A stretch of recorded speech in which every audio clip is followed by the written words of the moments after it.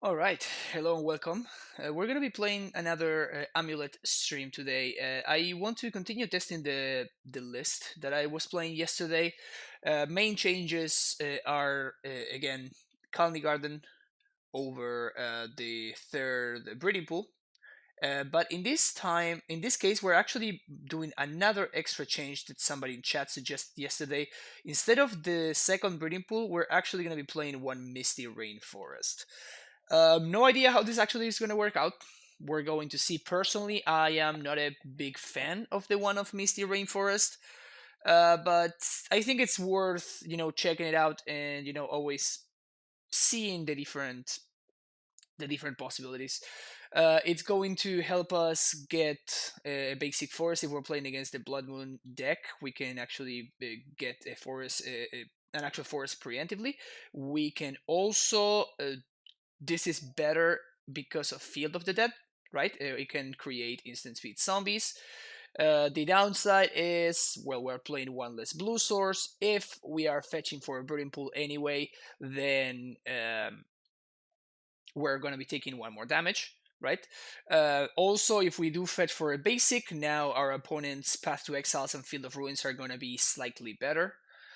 Um, so there's definitely some downsides. Also, the fact that this is significantly worse against Leonin Arbiter and Ashiok.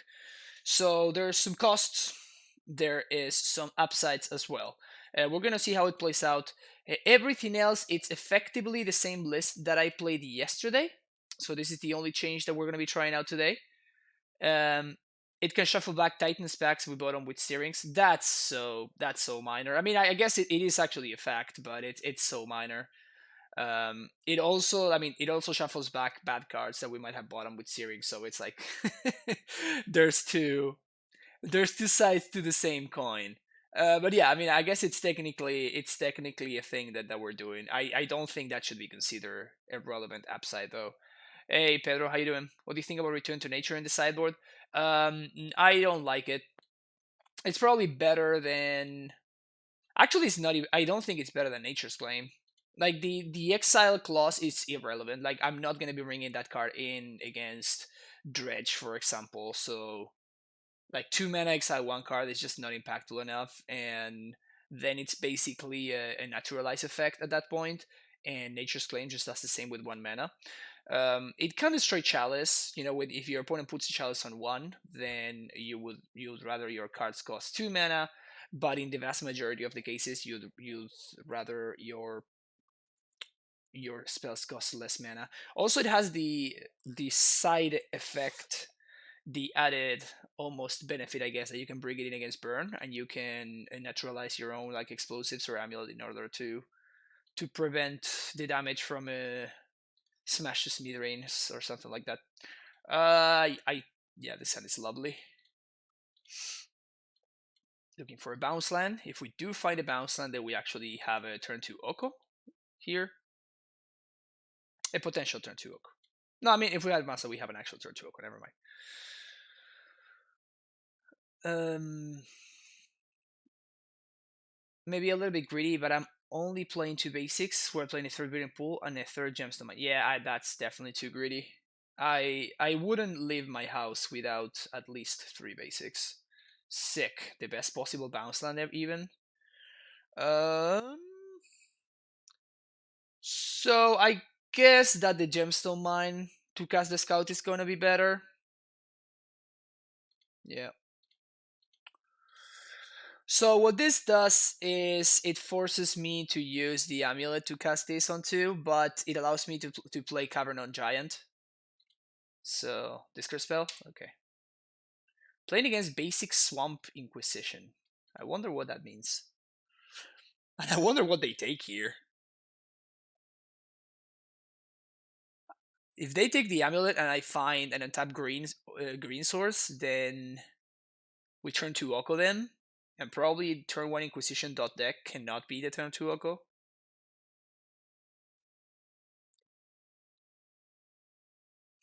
They definitely have a really tough choice here, actually. I think the pick is probably Amulet unless they have another discard spell. If they have another discard spell, they can take. No, actually, yeah, I think it's tricky. Yeah, it's 100% depends on their hand, right? Like speculating on this, it doesn't really make sense. But I guess if they have a second discard, yeah. So I guess they have a second discard spell. Giant. Play my amulet. Go. Because now they're gonna get Titan otherwise. Oh, my opponent just chose to lose the game. Black White Stoneforge. In this economy. Black White Stoneforge in this economy, opponent. So this Oko was awesome, basically. I mean, that is the power of Oko, right? Like the fact that it distracts your opponent from the main issue at hand, which is the fact that now they're dead.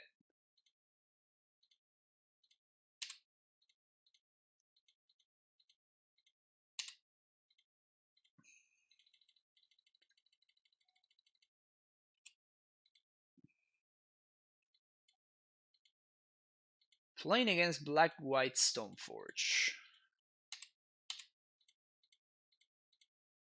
Also, they fetch for the Sword of Fire and Ice, which kind of tells me that they don't have Feast and Famine. Wow, Hon, I think you just made my day.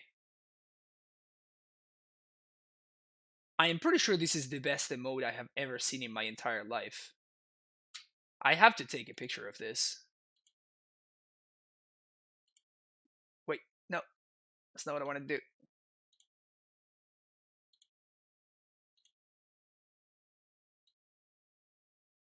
Twitch is great. Twitch is so great. Let's save this real quick. Best emote ever.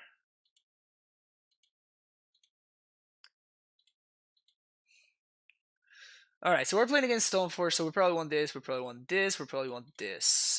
We definitely want Okokoko. Discard spells.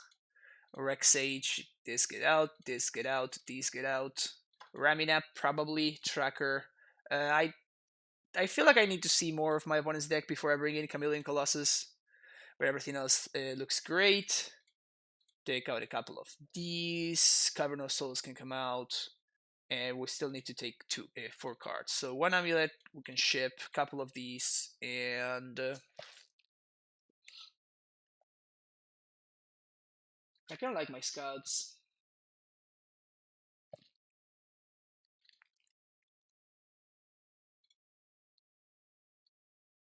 Like, they for sure have some kind of Field of Ruin, Fulminator plan post-war, right? If you were taking an amulet to this journey this weekend, which version would you bring? That's I don't know, Kitsune. That's why I'm testing this. Like I'm trying out a bunch of different stuff. We'll probably just cut all the steerings actually. It's not even that good. Um, yeah, so I'm testing for GP Austin, so I don't know what I would be playing this weekend. Probably the list that I streamed not yesterday, but a couple of days ago. Ugh.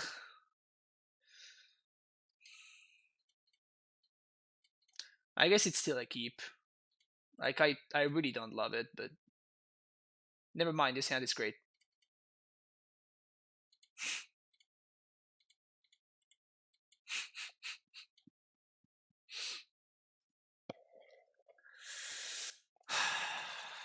Play well, get rewarded.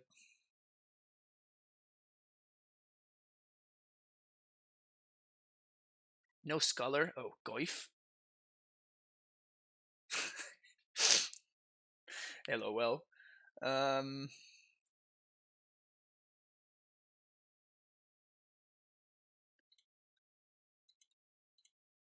Yeah, I think I'm just gonna make all my land drops here. Not playing out the explosives yet, because my opponent might play an Ashiok next turn. We can dismember the Goif. I don't think we even dismember the Goif, honestly. Drawing skills are sharp. Indeed, indeed. My opponent had the basic swamp, basic plains draw last game. which is certainly quite interesting.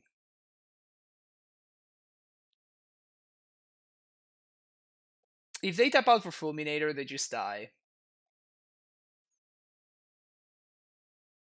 What else? Ashiok is the only problematic thing because it kind of time walks me, but I can just dismember the Goif and take a turn off to kill the Ashiok.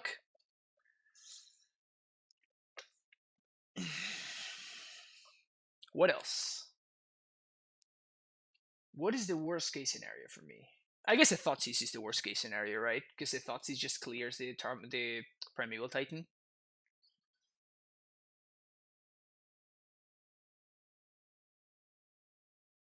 Yeah, so we're fine. We're fine. So Thoughtseize is the only thing I really care about.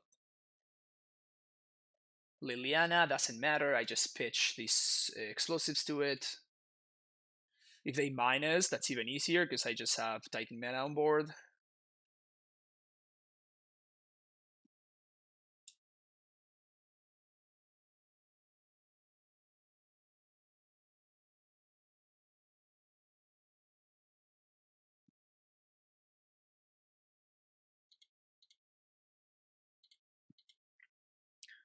We can take this 2 damage. This is fine. I'm down to taking the damage if it gives me more information. Because it allows me to beat like a Tide Hollow Scholar style card. Don't know when my opponent will be playing Tide Hollow Scholar in their deck, but Force of Vigor.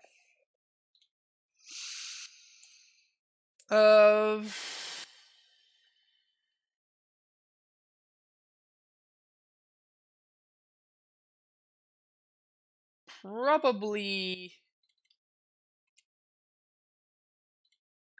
Actually, certainly not going for haste here. Definitely going for. We can do double Tolaria West actually.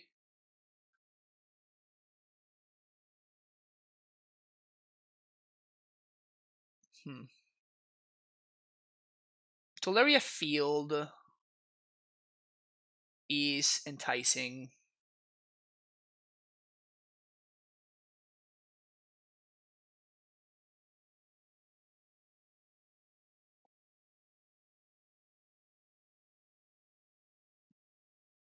We could Tolaria Colony Garden. I guess Tolaria Field is better. Yeah, probably Tolaria Field is the way to go.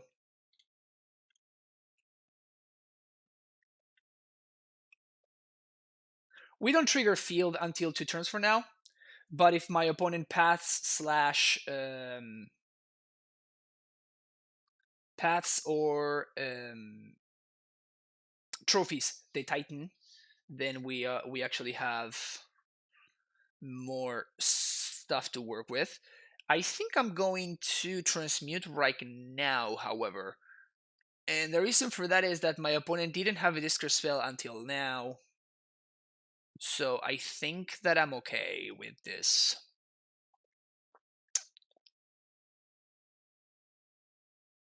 Yeah, I think I'm going to transmute right now. Which means that I'm not going to have a... Okay.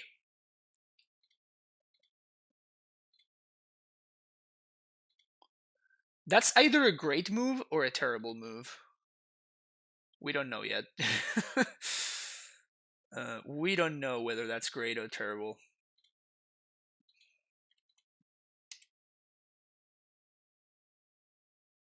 Here I'm just resetting my mana, but I guess I'm actually going to hold the bounce land in hand. And now I can force if I need to, for whatever reason. Still don't know what I want to play these explosives on, so we're just going to hang tight here.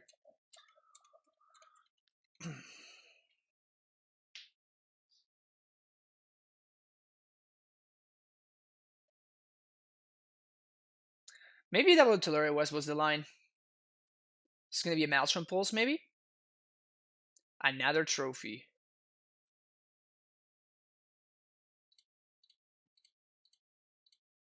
So let's dismember now.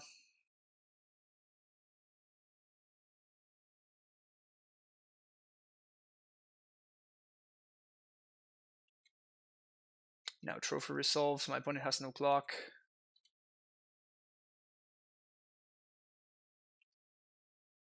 Push my Asusa, that's fine.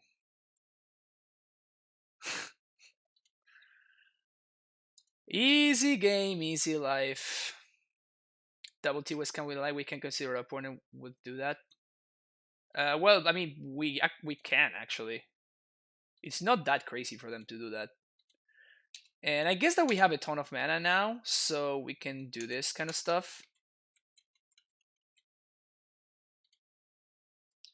It's not that crazy for my opponent to have one trophy, one path, and if they have one trophy, one path, then the play that they went with is actually strictly correct. So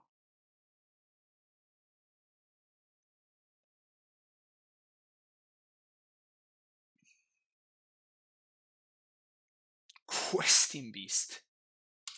All right, so that's an elk, I guess.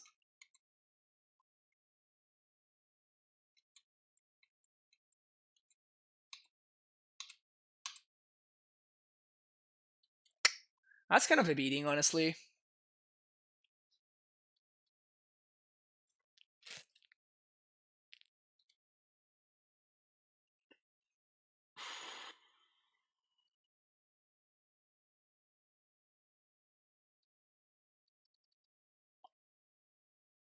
For mana is so much.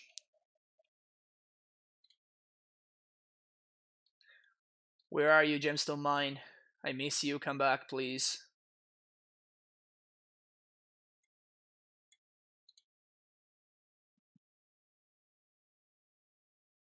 I feel like I have to elk this. I could try to elk my food and use it to block and try to give myself one more turn to draw something.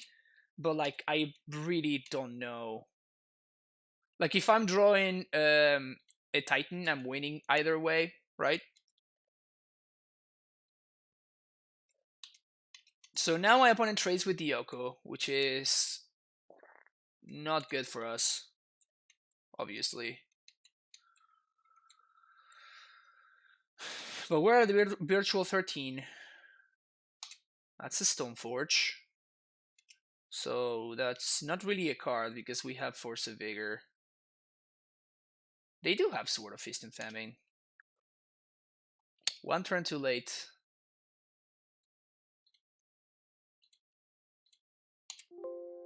Play my land. Now I'm a little bit closer to. We're one light away from starting to trigger Field of the Dead.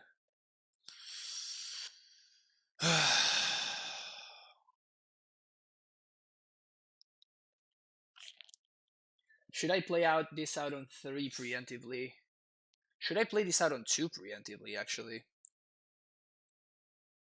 think I'm gonna play it out on 2? Or I can just continue. I think I'm just gonna continue holding. I'm gonna spend this turn to Force of Vigor, the sword.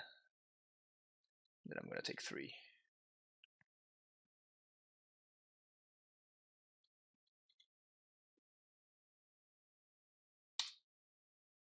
Oh, it's a sword.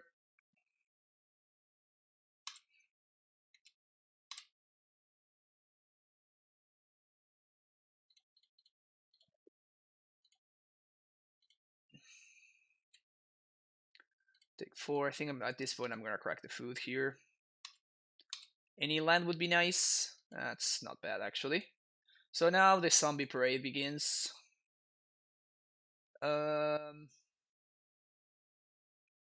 I actually think I want to put these explosives on 2. Because the potential Goif is the best draw for my opponent. Like, this is just a 3-3. They have no way of, bouncing it or something.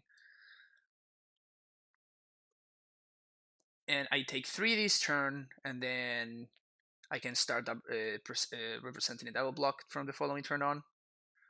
Oh. Sure, I guess my opponent's gonna try to race.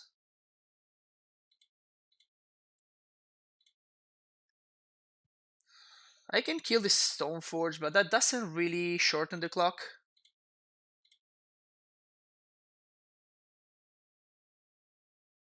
They have a 3. Of course they have a 3. Alright, that's good for them.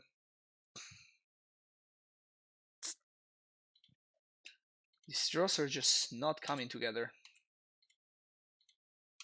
Now this turn I actually have to kill the Stoneforge because it does take 1 turn off the clock from this questing beast. Like it gives me a potential 1 extra draw step. If they do have another 2-drop, they do have another 2-drop, so whatever. This feels really bad, like trading the explosives for a Stoneforge. But now I'm gonna go up to 4, which is 1 turn from this thing. They should not blow this up. They don't.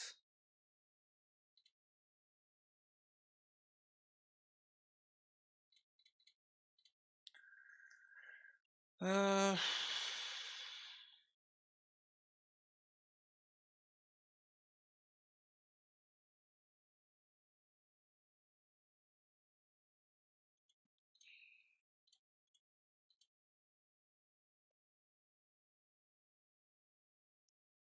holding this in case I draw Field of Dead.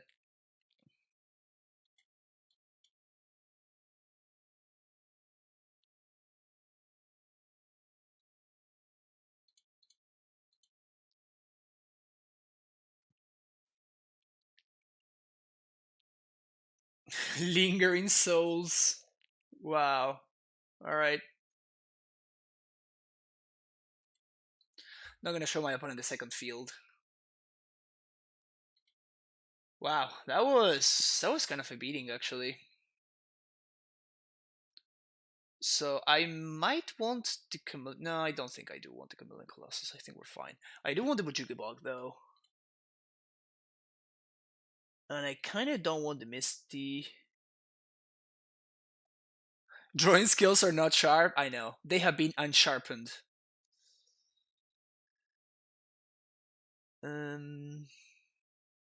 Actually I think the Mist is fine. I'm gonna is it though? It kinda sucks. Like I don't want to fetch for forests. Yeah, Misty already proving to be terrible. I don't like this card at all. I don't think we should be playing it.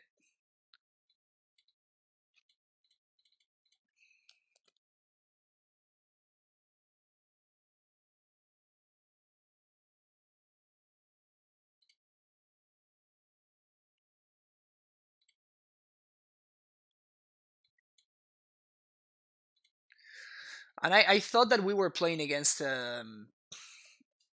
like a black white death and taxes Stoneforge kind of deck, so like with like Aethervile and stuff. I like Force of Vigor against like Aethervile and Tide Hollow Scholar and whatnot, but I don't like it at all against like Jund. Why even put Misty in the sideboard? It's in the main deck, Steve. It's in the main deck over the second breeding pool, but I don't like it because I don't want to fetch my basics. Like we just saw, like my opponent has Assassin's Trophy and stuff. We drew 2 basics, and the Assassin's Trophy just was basically 2 mana Vindicate for my opponent very quickly. Like I don't want to be fetching my basics.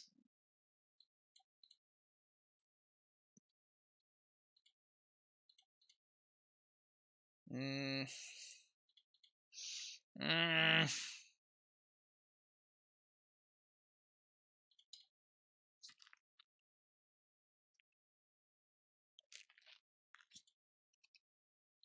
I don't like this hand, but I guess it's a keep against Abzan.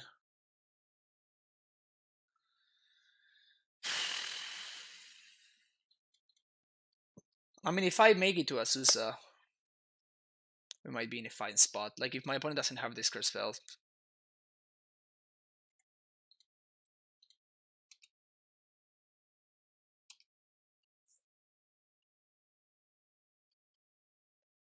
Oh, they have the discard spell. God damn it. Maybe they'll take the Excavator? Maybe. If they have double discard into Fulminator, we kinda lose.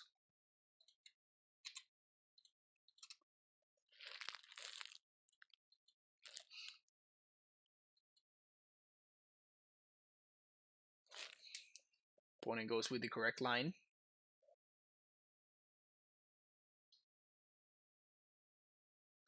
So we want to draw another Azusa. They do have another discard spell.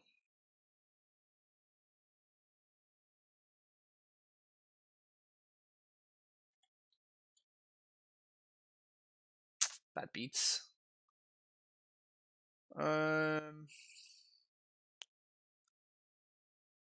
So I guess we want Tolaria West. We're not very likely to be able to leverage this. I think it's fine, but if my opponent has a Fulminator, the game basically ends.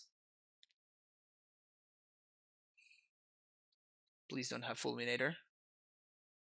That one we can beat. Hey yo, that's a good draw.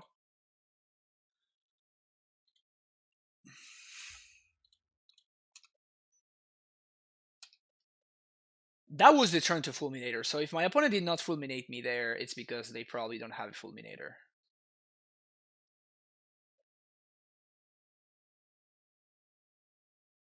Four mana. If this is Questing Beast, we can beat this. Yeah, we can beat this. Easily, actually.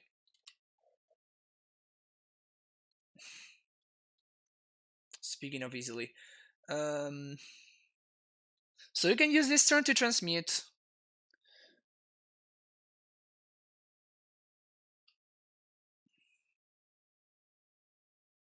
I think I actually want to use this turn to play the Yoko.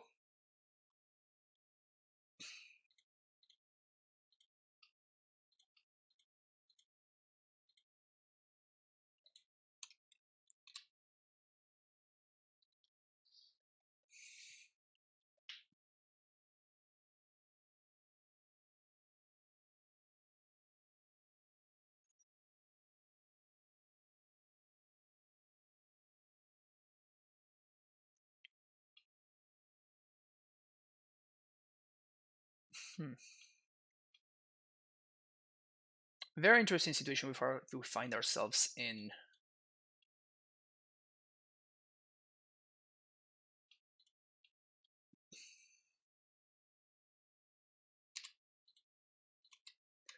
If they have Fulminator, they have Fulminator.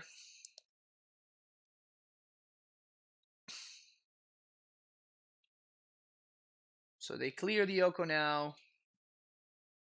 Hopefully their turn is just Flashback Lingering Souls. Yes. Alright, we can beat this. Oh, there's more?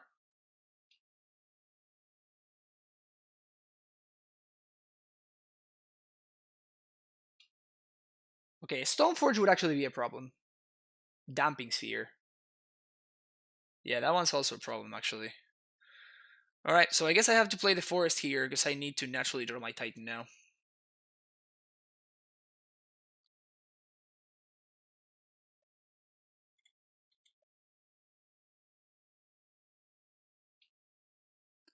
Taking 7.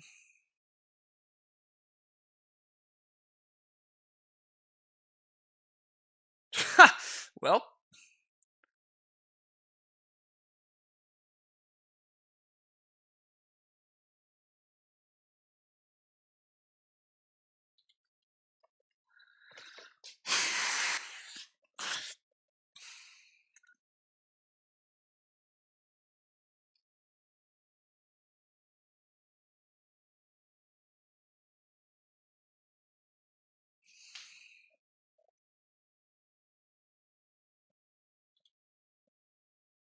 Also, my opponent did not minus.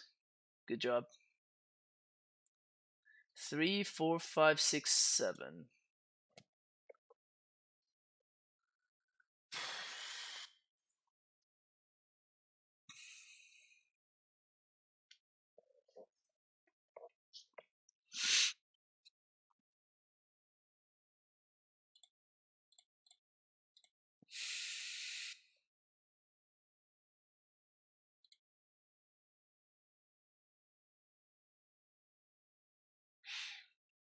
So the only issue I see here is that even if we plus the Damping Sphere, like we're losing to my opponent's clock, and we're still losing to the Ashiok. So this Soko is not going to do much here. So I think I'm just going to create a food, and basically Oko is going to gain 9 life. Like, I can cast the Titan anyway. with things as they stand. And honestly, it's not clear whether that's even good.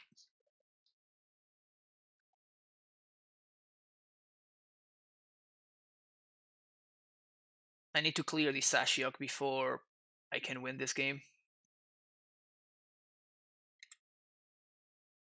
My opponent's draws have been very solid.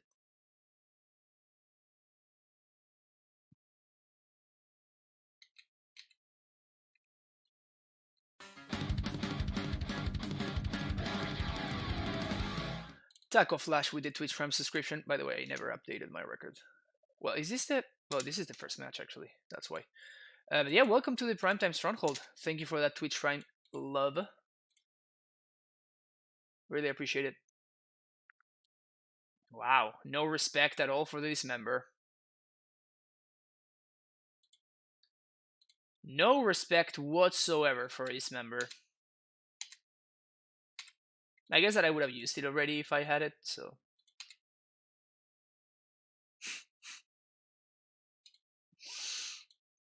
Feels bad, man. Feels bad, man. I'm gonna die to Lingering Souls in 2020, almost 2020.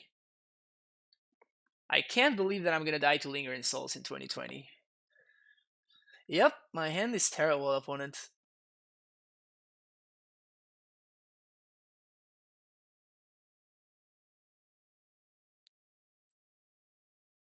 I did not draw very well this game. Did not draw particularly well.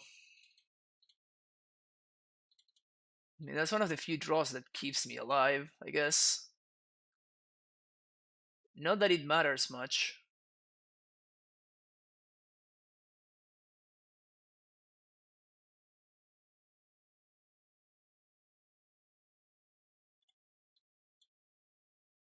To turn clock over there.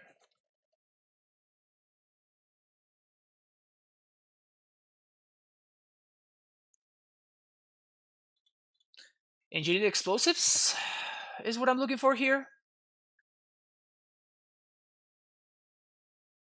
Hardcast Batterskull. That's not engineered explosives. Yep. We're just dead souls. I can't even attack, because then they equip the Batterskull to the Questing Beast. Oh, we're done. Alright, GG's. The deck was not kind there, unfortunately for us. Starting the stream, losing to Abzan. I did not see this coming. Out of all things to lose to, Abzan Midrange was definitely not what I was expecting.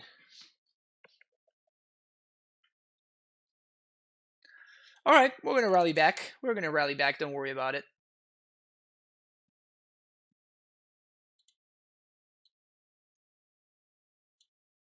We're going to rally back, no big deal.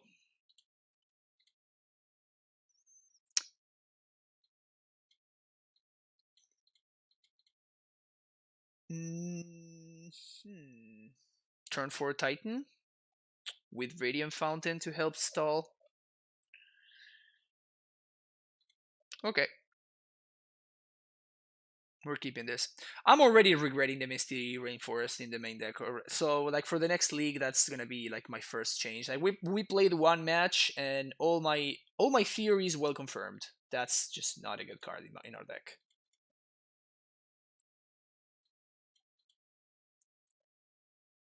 All my theories confirmed. Steam vents. That can be... That usually means bad stuff for us.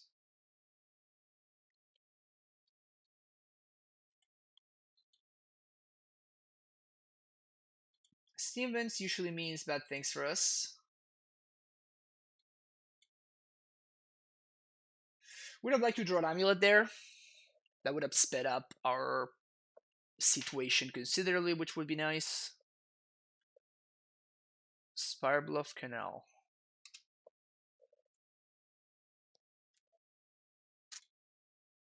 Oh, I made a mistake. Now I'm gonna have to discard it. This was a punt. This was certainly a punt. My bad. I shouldn't have done that. When I wanted to play the Tolaria West, and I clicked on the Simic Growth Chamber. I don't know why. I'm ready to die to Blood Moon.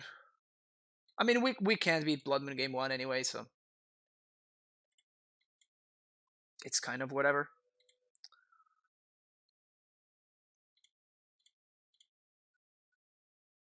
Just jamming into counter magic. We seem to be playing against Blue Moon, by the way.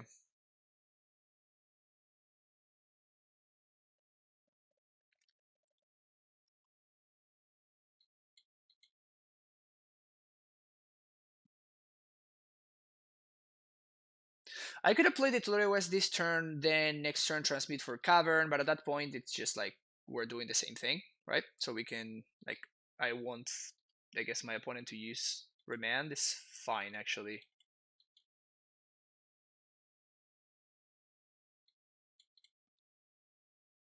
Shivan Reef. Okay, so it is Storm. Now we know.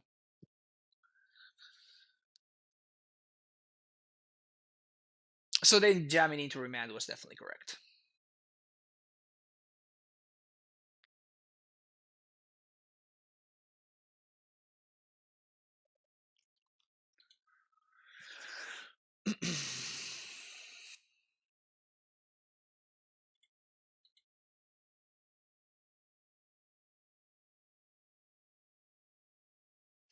So we can play Asusa again, we can play Tolaria West, and we can transmute for Pact of Negation. And if we don't lose, we might be able to win from there.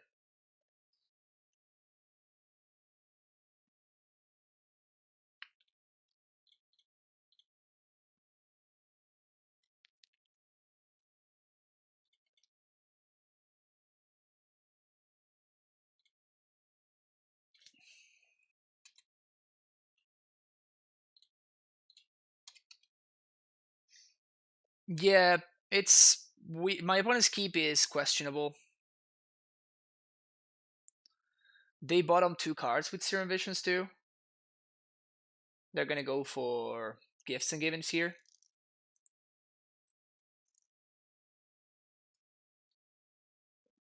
I don't like that art. I like the original art much better.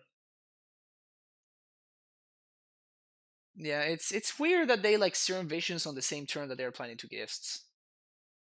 That seems like a waste of a Serum Visions. Maybe they needed to draw into the gifts or something, or they needed to draw into a ritual or whatever. But like they didn't need a ritual. They could have just end step gifts and given. I don't know. I'm no Storm player. If I had to guess, though, I would think that my opponent's trying to find a mana dork.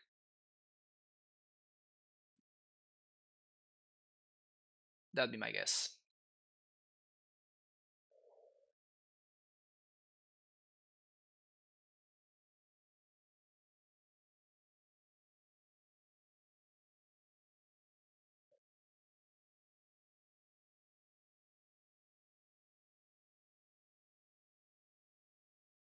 Next turn. No, we can't unless we draw an amulet. We can't transmute and also prime time. So I think I'm going to prioritize transmuting next turn, which could give us like all the mana we need to prime time on the following turn. I think if we survive, only. But if we draw an amulet, then that's of course our best possible draw, and that would allow us to do everything, which would be great.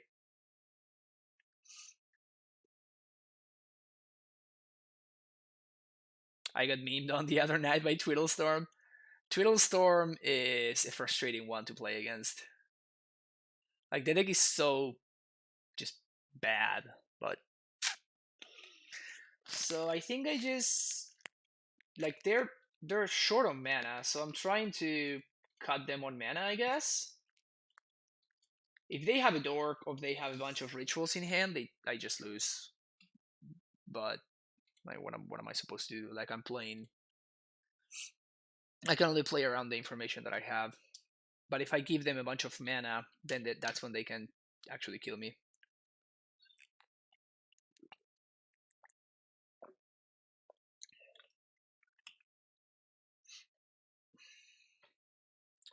If they're doing all this stuff just to kill my Asusa, then I'm happy. Oh, they shocked though. I feel pretty dead now. Feeling pretty dead now.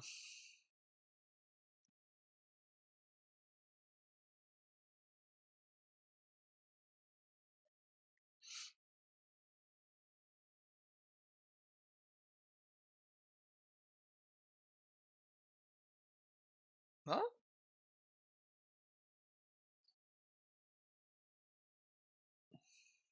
Well, maybe I'm not actually dead. I mean, they certainly don't have lethal with this grape shot. They're gonna get a bunch of value, but they only have access to 6 mana. Unless they draw into a dork here, which is possible.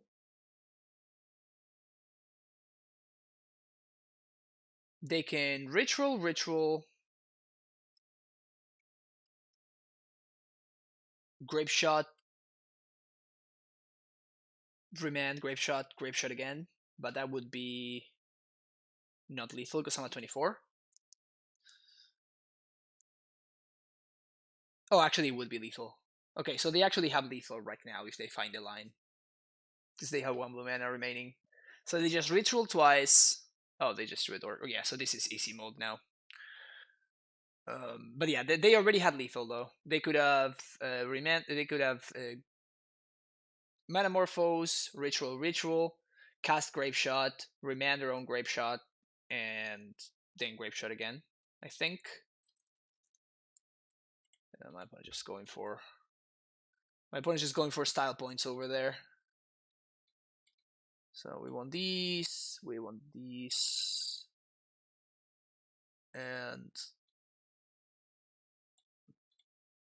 that. Field out, Ghost Squatter out. We like Scout, we like Dismember, we don't like Oko.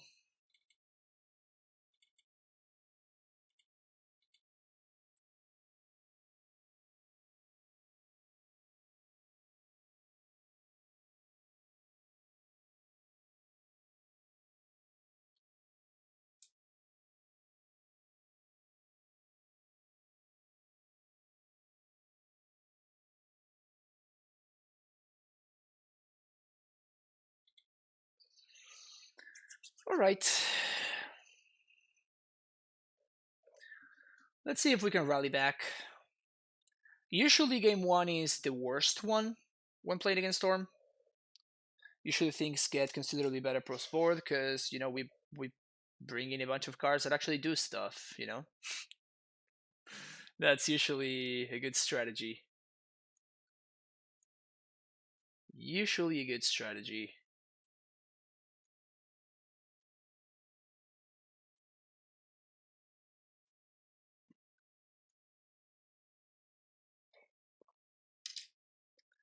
Not looking good this league.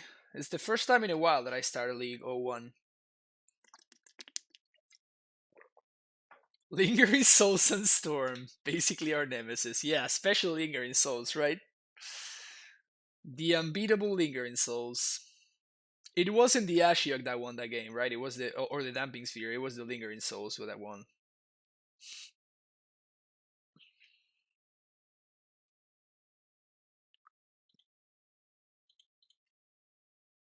Yep, we're keeping this.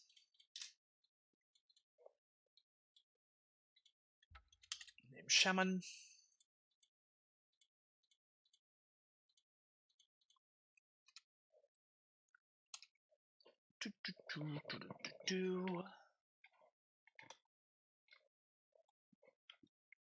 Yeah, this cable is always a mess.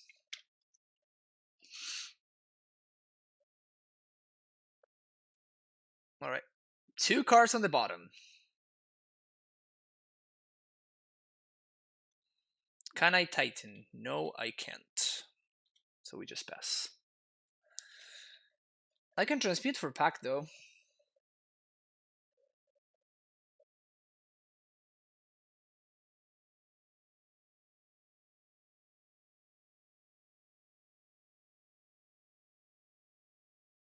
Dismember off the top one time.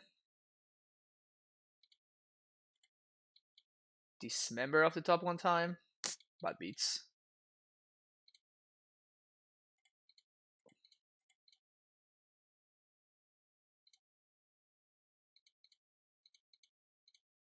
Alright, so we get back to negation.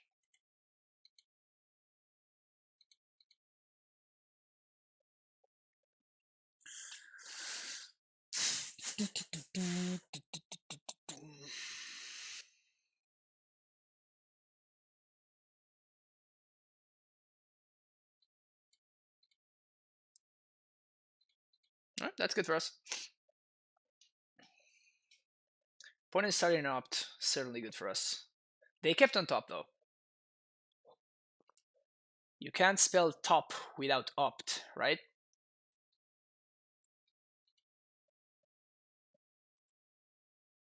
Peer through depths. Resolves. Anything that doesn't kill me, resolves. Just tap out for blue. It's just sleight of hand. Oh, this is actually good for me. I'm into this. Alright, so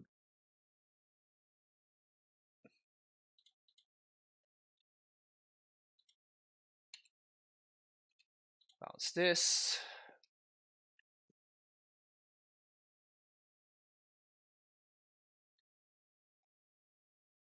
That's great for us. Alright. Name Giant.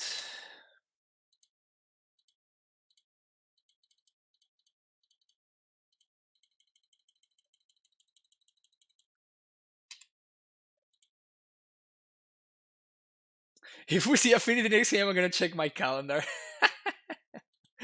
Nice. Bog, Semi-Growth Chamber. Yeah, sounds about right. I can get Boros Garrison. I guess we do have enough, right?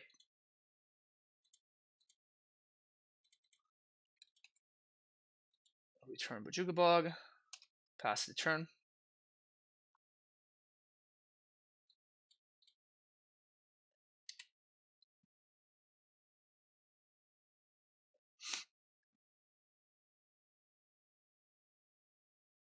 Does Chalice of the Void even bother you as an ML player? I played against Samuel at my LGS last night. I was considering celebrating it out. No, it's actually great. Chalice on 0 is very good. You see why. And Chalice on 1 is randomly good. Often it is not, but sometimes you find yourself in situations where it ends up being good.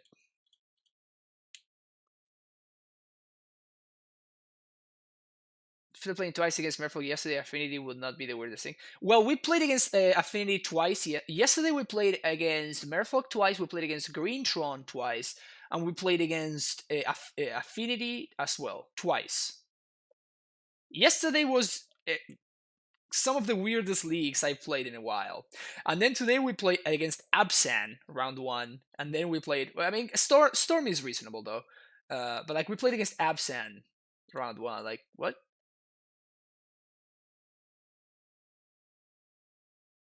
So I set it on 0 both times and was questionable. No, that's like the way that you want to do it. Its power is like if your opponent is savvy and they know what they're doing, the power of Chalice gets significantly diminished in post-board games. This is what I counter. Because if they know what's up, they are going to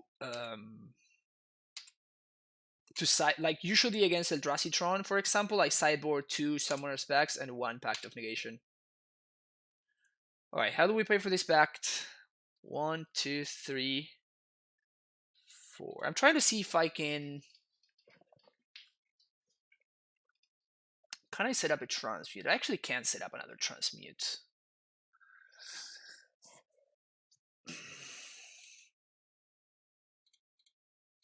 So we play like this.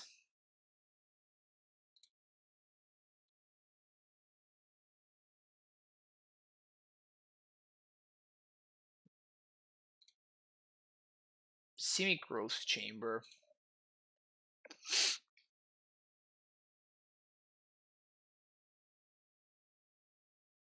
There's not much I can do here, right?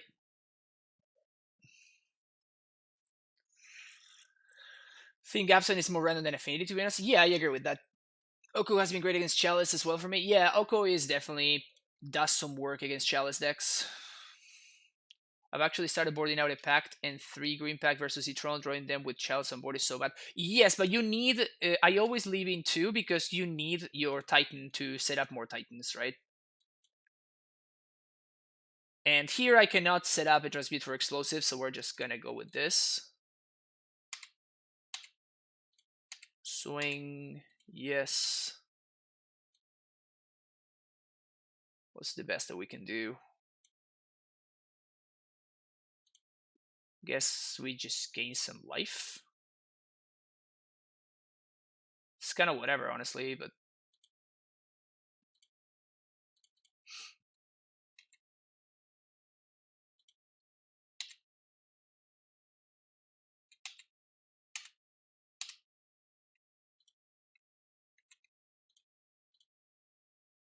just maximize on mana. Like, my opponent has 1 turn and 3 cards to kill me. I mean, they might have it.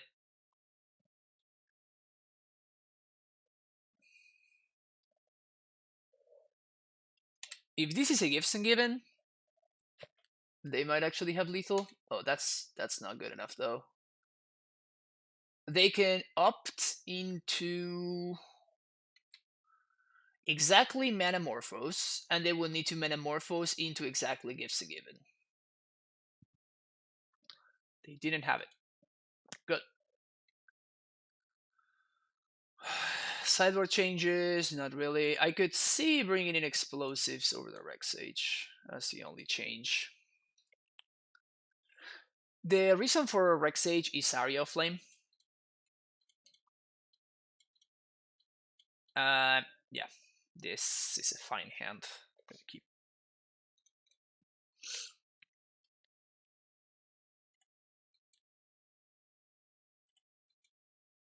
Once upon a time. Soulherder West is not bad. I name Shaman here. Play the Snake Shaman. And now we can transmute next turn and actually represent Blue Pact, which is nice.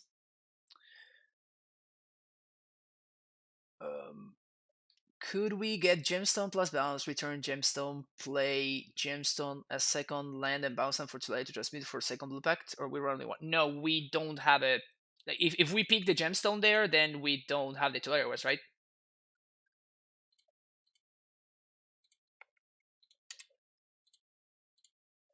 So I cannot transmit for Bog, so I'm going to transmit for Blue Pact here.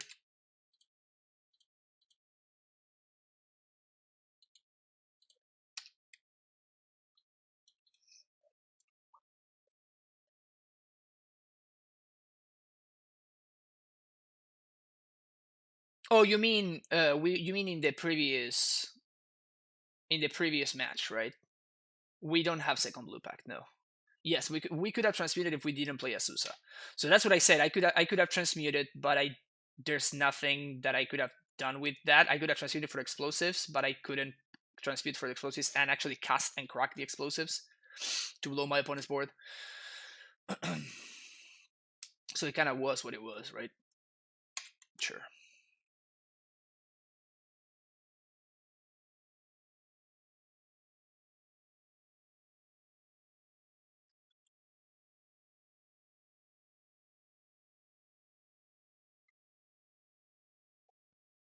So I can counter this, but I die to Grape Shot from my opponent.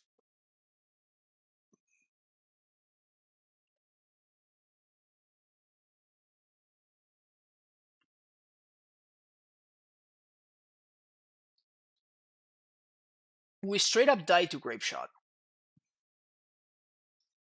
But I think we die to this Gifts and Given otherwise.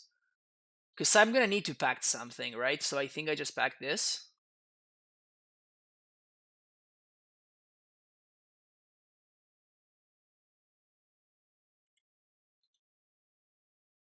Yeah, okay. GG's. I think it's correct for me to go for that. Like, my opponent has 1 or 2 Grape Shots at most.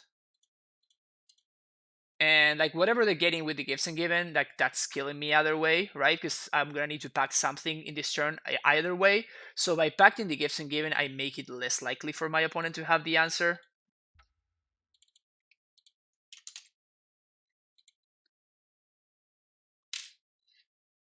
We could have let it resolve and then counter the first ritual. Yeah, but at that point, like, my opponent is up on cards, right? And then we're losing on the next turn because my opponent now has has access to Past in Flames, and they have access to Metamorphose and stuff. Yeah, like, we just can't win at that point. Like, the only way that we win is like we packed the gifts and my opponent, because we're not winning on the following turn, right? We're only not losing at that point.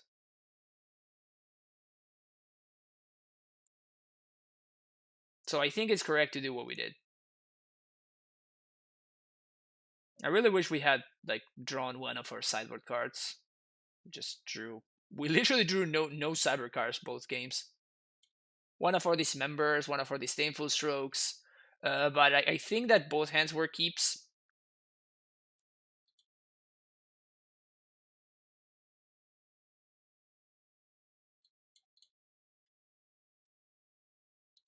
But yeah, we just like didn't draw our sideboard cards.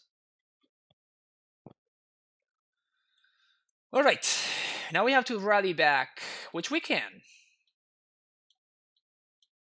We can get that 3-2. And then we would, in order to keep on with the 80% win rate, we would need to 5-0 the last one, right? Like, that's just how math works. So,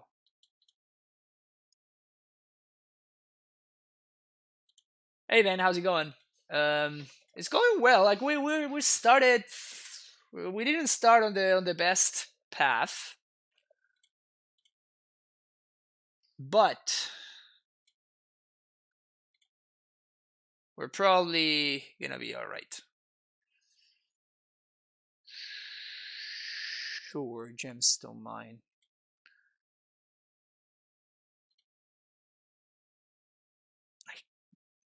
Yeah, I guess I play out the Italia West here.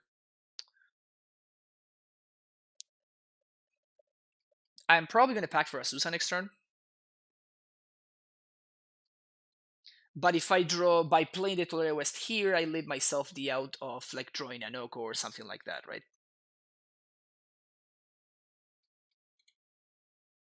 Or an explosives. Explosives?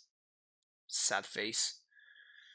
That speeds us up by 1 turn. Does that change anything?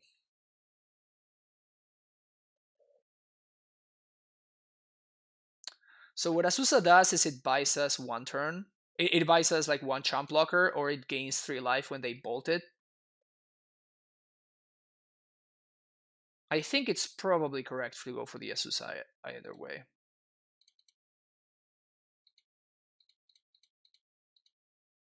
It doesn't really speed our Titan crucial turn.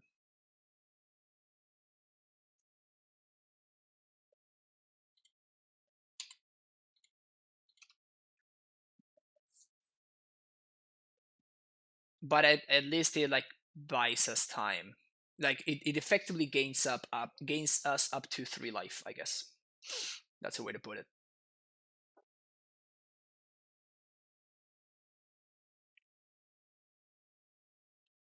So my opponent has 2 turns to kill me from 19. Definitely doable.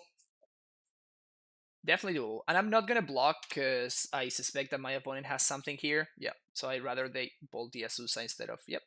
So I effectively gained 3 life instead of just gaining 2 life.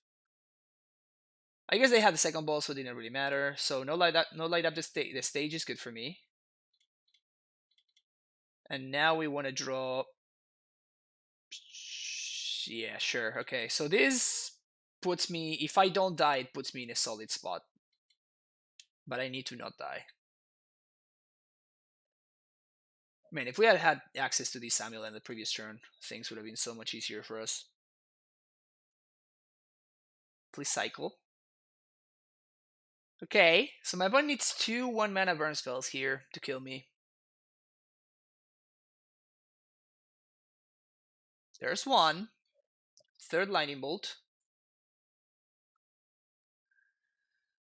All right.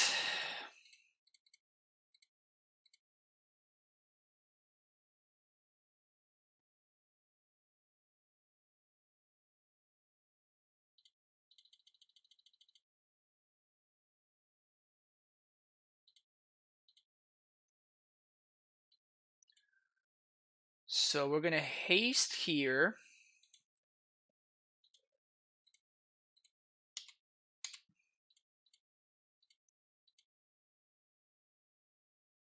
Bouncing. Castle at this point, doesn't really matter. Move to combat, we attack. And so they didn't have a 3-mana burn spell last turn.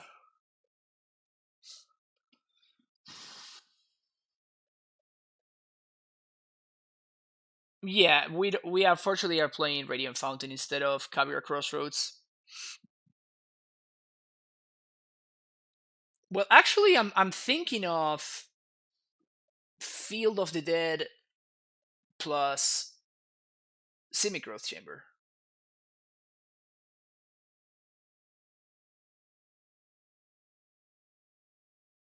Because if I get Simic Growth Chamber, that is 2 land drops, and I can transmute for Pact of Negation. So, like, the question is, do I want 2 zombies, or do I want 4 life?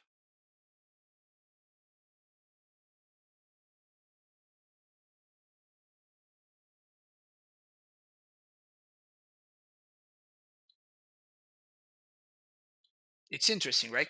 I think that I actually want Radiant Fountain Simic Growth Chamber.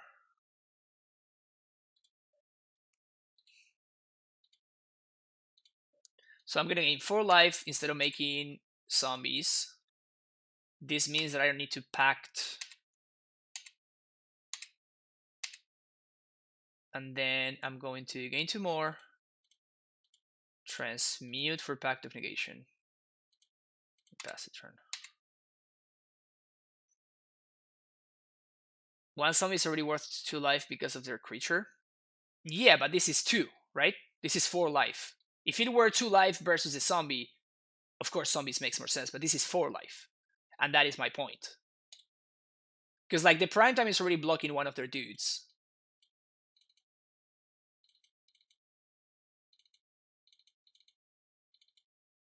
So yeah, I think that we took the correct line there. Side outs, Scout Arenos, and that's it.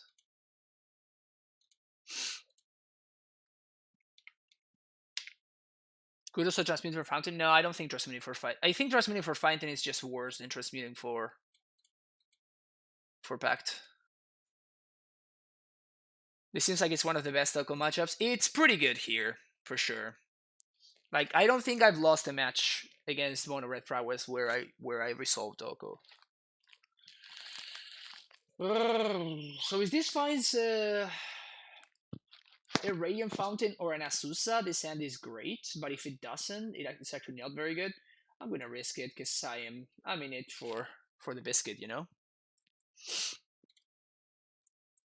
Gotta risk it for the biscuit. This member would also be a solid draw. Azusa, easy. And ooh, this one is actually close. This one is actually quite close. I'm going to actually get the amulet here because I'm not gonna play it out next turn. I'm just gonna play Ghost Squatter. But on the following turn, I'm gonna be able to Azusa, to amulet plus Azusa, and Baloth on everything on the same turn. So it speeds up.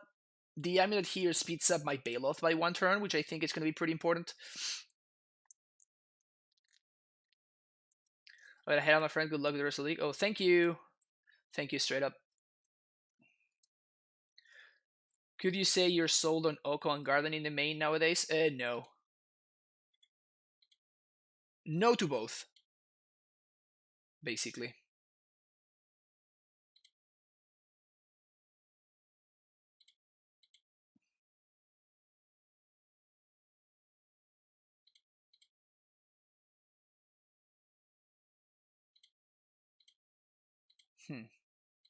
So my opponent passes with 2 mana up.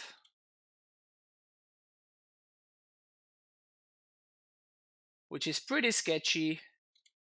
Misty Rainforest being awful as usual. You know what?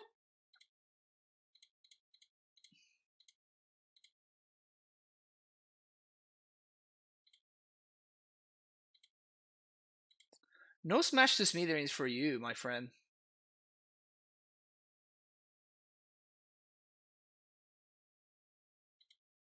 No Smash to Smithereens for you.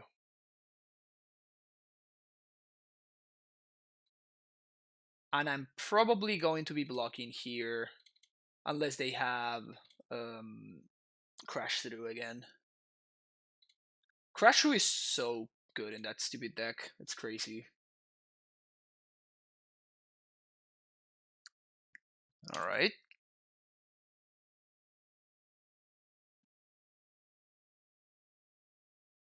Burst Lightning.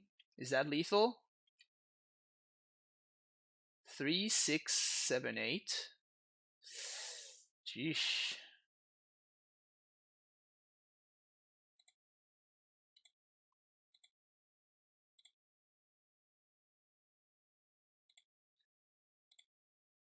So now we find the bounce and we're actually in a solid spot.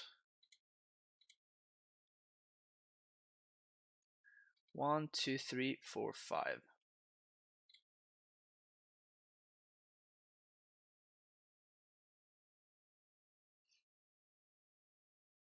That's like the worst possible draw for us actually, because now we can't stabilize. I was going to find Field of the Dead plus Radiant Fountain, and now we can't. So this is literally the worst card we could have drawn in our entire deck. Because even if we found the Fountain, that would have been fine, because we just played the Fountain and cast the Titan anyway. But Field of the Dead is the only one that doesn't work.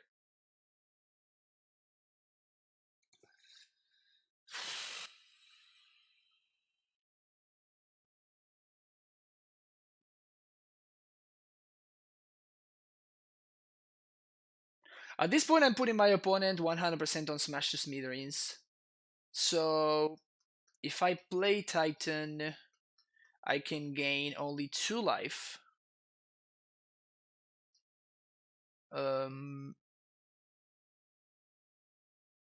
So I guess that Baloth is just better because it gains 4 life instead of 2.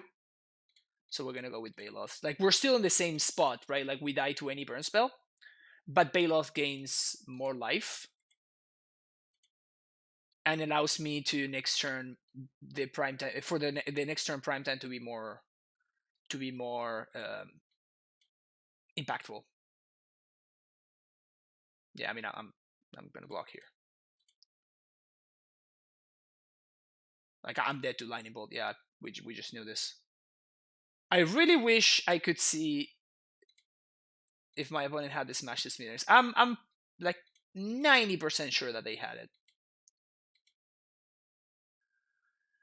Anyway, back to the drawing board. I think this is fine setup though. Honestly, I should have played out the amulet just to show them. Yeah, right. I should have. But that turn when my opponent could have like played another Swift Spear and instead they chose to hold up 2 mana, they did nothing with. That has to be Smash the Smithereens. Like, that's the only reason that my opponent would have done that.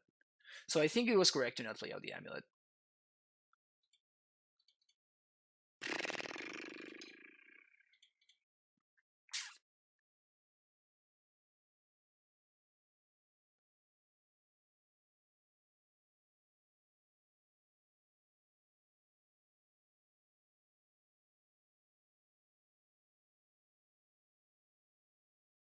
-2 Oko, -1 Kalni, +1 Bounce Land, +1 Field, +1 Steerings. That's your deck, go for it.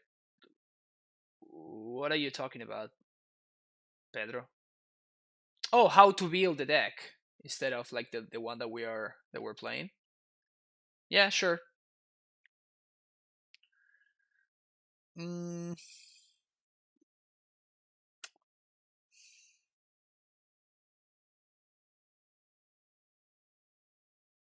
I think I'm actually gonna keep this, and I'm going to bottom Stronghold. Turn 1, play Gemstone. Pass the turn, because if I draw Steerings, I can steer. All right, this is how we win this matchup. This is what we need to happen for us to win this matchup. Do I want to expose the Amulet?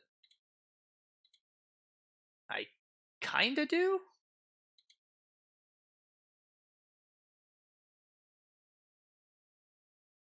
Nah, we're gonna hold tight.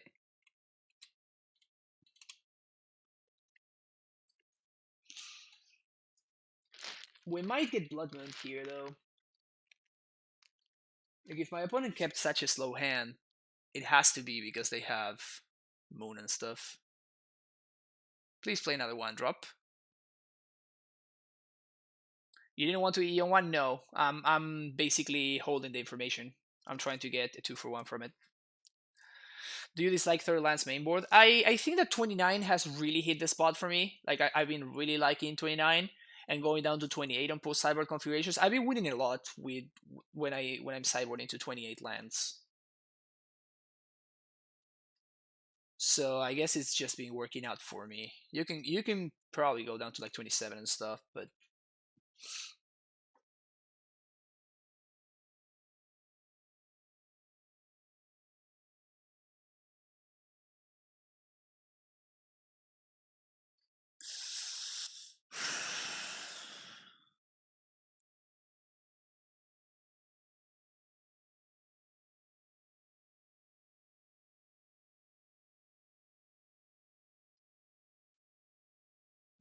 opponent really tanking on that turn.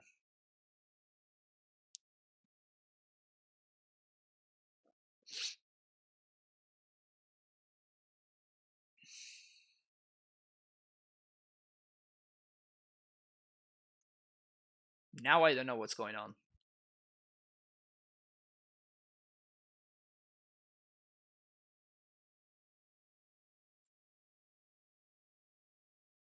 But yeah, if I had played explosives on 1 earlier, I'm exposing the EE to smash the Smithereens, and now my opponent knows not to play any 1-drops into it. So this coming turn, I'm just gonna play the explosives using the gemstone, and then basically delay my opponent's development.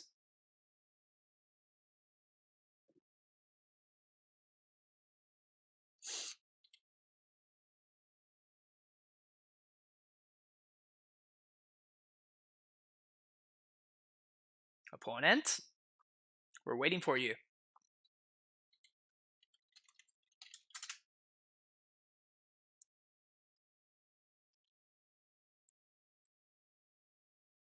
Like, there's literally nothing to think about.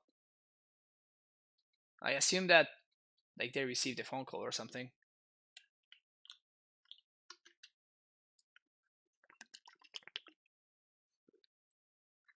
There were decisions to make before, but there surely there aren't any decisions now. Just like attack, easy. Isn't that what you play that deck for? Just so you can attack?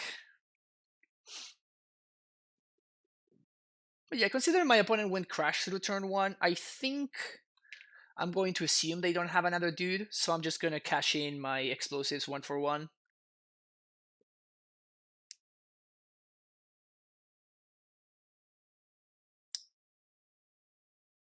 Sí, Pepe Acevedo, el problema es que no hay ninguna decisión para tomar, ¿no?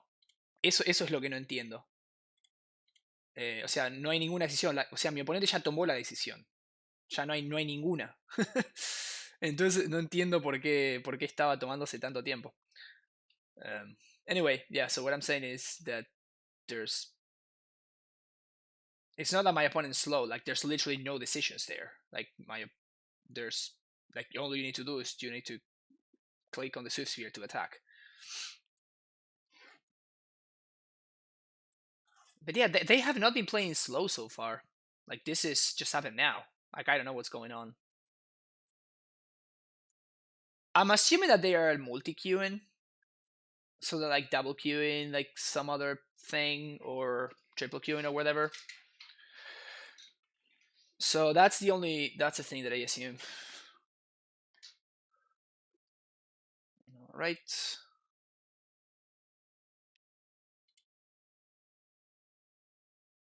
Probably light up the stage now.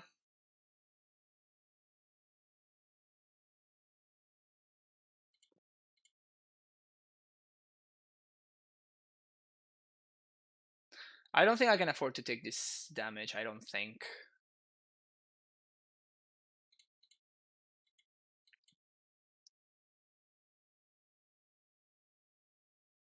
Yep, there's a light up the stage.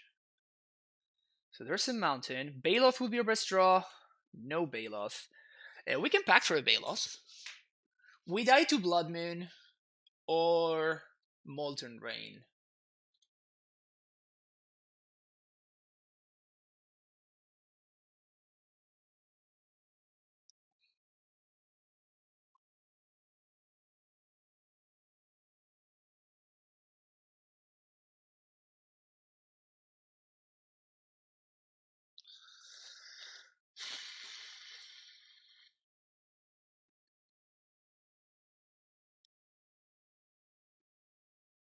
I think I go for it. Yeah, I think I have to go for it.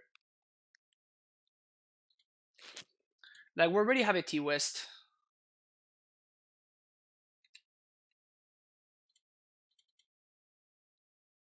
So there's a couple of things that we die to, but I don't think we're beating either one of those things anyway. So by playing out the Baloth here, I am making it much harder for my opponent to win this game.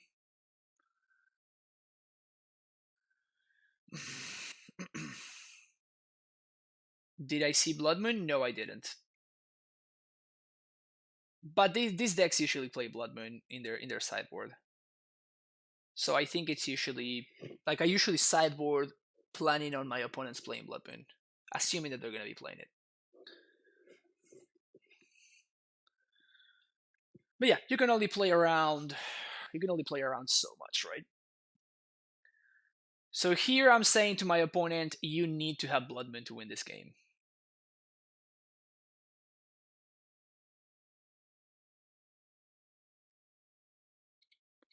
Because now your creatures are bad. Because they can't attack through the Baloth. Or you need to use a bunch of burn spells to kill my Baloth.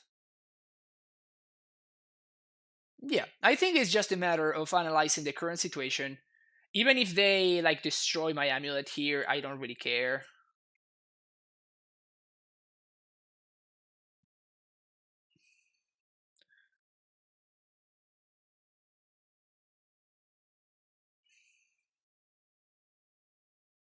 So yeah, I think this is definitely the correct line to back for Baloth here.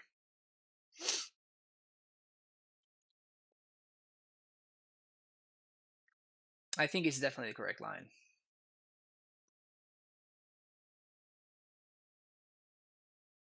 They can throw a Swift Spear here under the bus. Swift Spear plus Bolt, but then I'm like they are 2-for-1 in themselves in the face of this Baloth. Yeah, I think that this is definitely the line here. The more I think about it, the more I like it.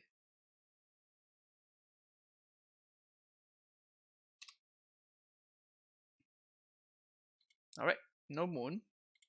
Good for us. Conley is actually a pretty great draw there because it allows me to start getting aggressive, putting a clock on my opponent.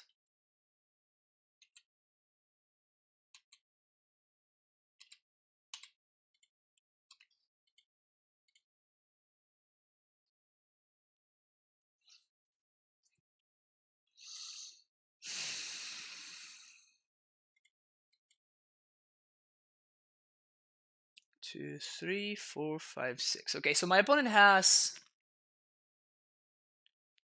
They have achieved regular mana over there. And if I want to, I can transmute for another Bailoff. We might get to that point.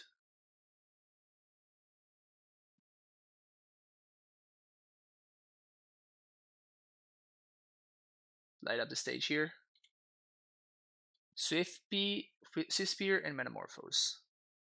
Alright. Alright, so we're definitely not attacking this turn with the Bailoff. So the question is gonna be, what is our line?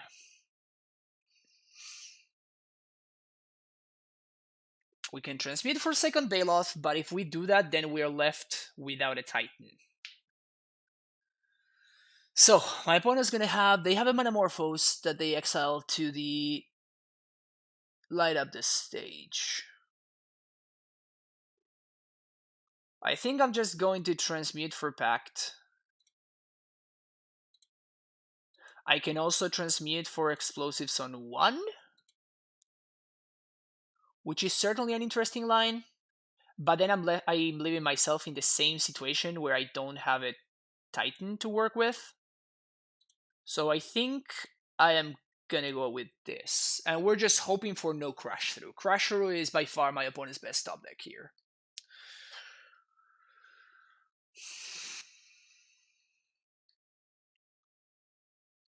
Because it doesn't cost them a card, it's true Prowess triggers, and it makes my plant and my Bailoff significantly worse. Well, I guess that their best draw is actually a Blood Moon, right? I can't beat a Blood Moon. But barring Blood Moon, if they're not playing Blood Moon, the best thing that they can do is to Crash Through. Or like change some Metamorphoses into a Crash Through or something.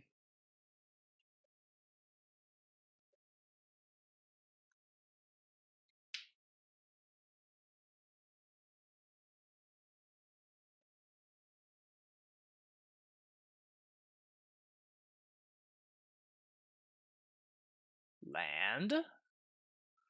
Okay. Now what? Shmastus Midrange my amulet. Wouldn't really care about that much.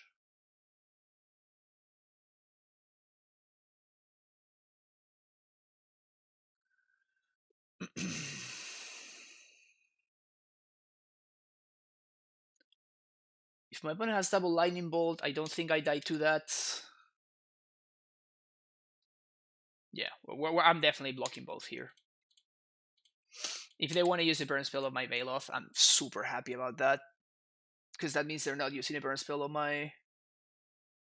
Yeah, this is awesome for us. Yeah, this is like best case scenario. So now my Titan can attack safely. This means I get to trigger Field.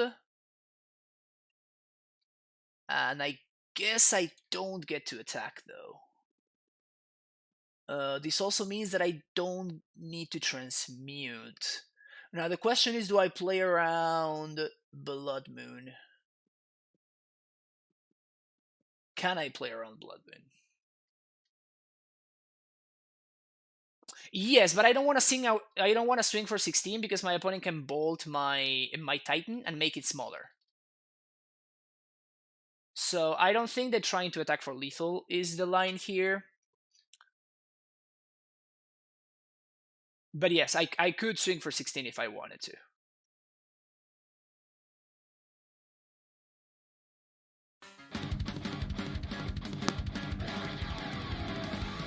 Pedro Folero with the Twitch Prime sub, thank you so much for the continued support. Welcome to the Primetime Stronghold one more time. Um,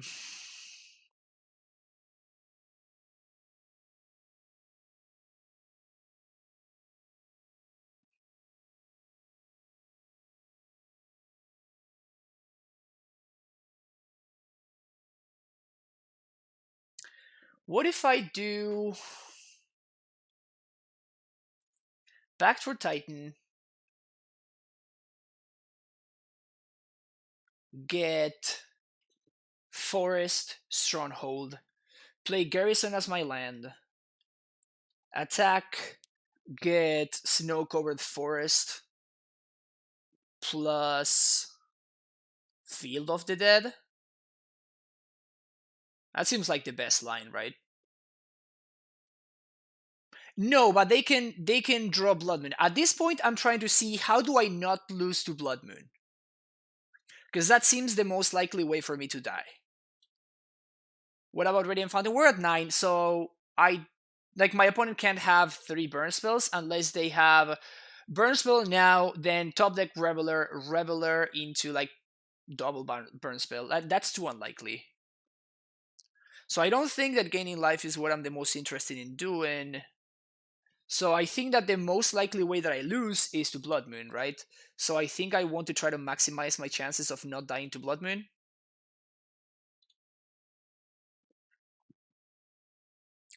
For 1 mana, there's no instant speed way of destroying my amulet.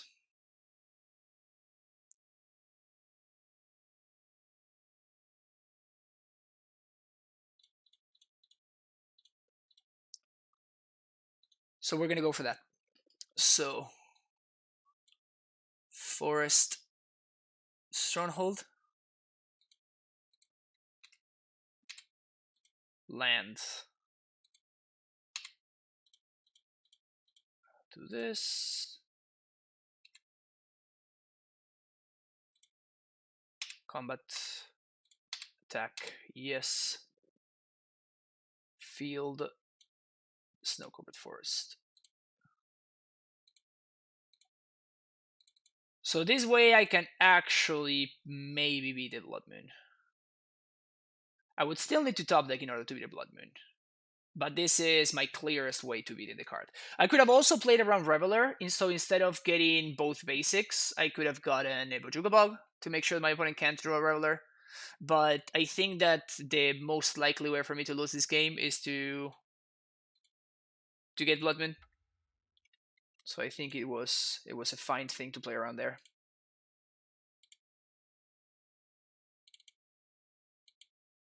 Updating that record real quick. We're onto the board now. They both decided they got kill you next turn though. What about Radiant Fountain? Yes, that's okay.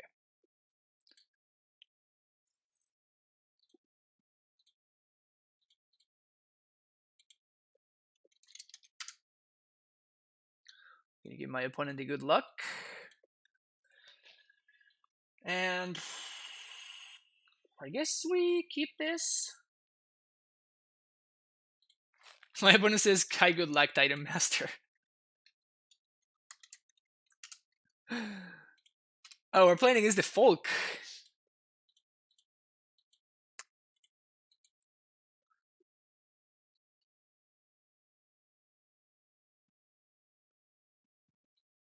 This is a great opener against Merfolk. Really like the interview on Nikachu's channel. Yeah.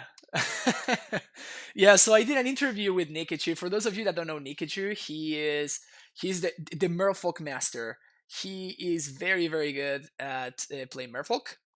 And he actually is a very, very nice YouTuber, very, very active YouTuber. And I did an interview for his channel.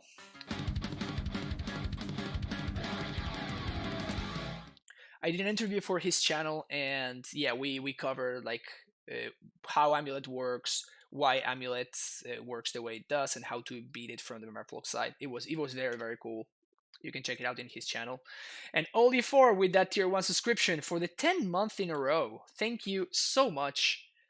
Yay modern indeed, my friend. Yay modern indeed. Thank you so much for the continued support. Keeping modern content alive. Okay. Best way to do things here. We can't Titan without an amulet, so we're going to start there. We're going to see if my opponent has a Force of Negation. They don't. Okay, so we're going to start with this.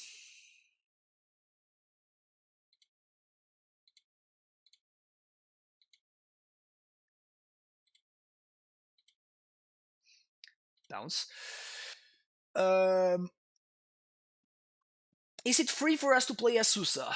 I'm considering Trickster, right? So I'm assuming that I only get one land drop from this Azusa because I'm playing around Merfolk Trickster.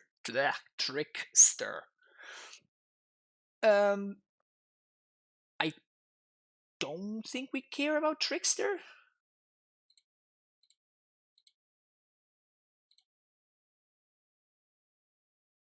So we're still fine.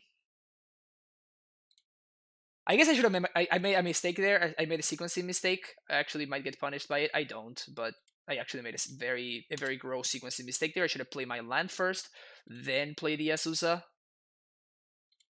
So I could have been really punished there. Third land drop. Bounce here. We still have one scout activation. So we're going to start here. Yes. We're going to do Telluria West and Simic Growth Chamber.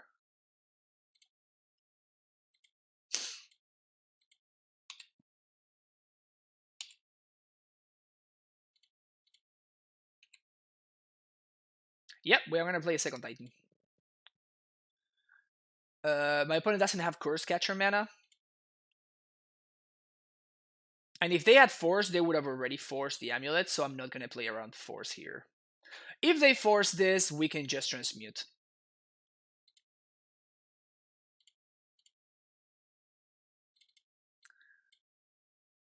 We want Dismembers, we want Sage, and one Baloth. Take this out, take this out, take this out. We're gonna take out... This Misty Rainforest is so bad. Take out the Breeding Pool. And personally, I don't like the Yokos in this matchup. Just like our Titan plan is so excellent, and Oko is like so mediocre against all the go wide strategies. So I think I like doing this. So we have interaction, we have lands, we have blockers. All right.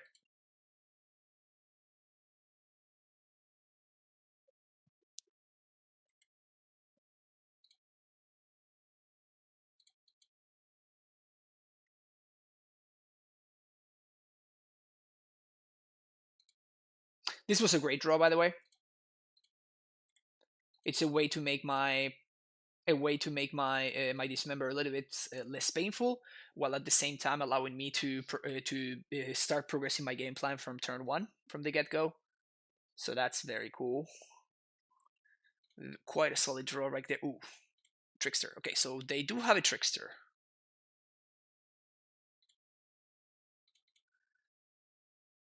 Gonna play this here, and we're going to take our champ blocks early and often. Best draw at this point is probably Cavern of Souls. Mutavolt. Huh.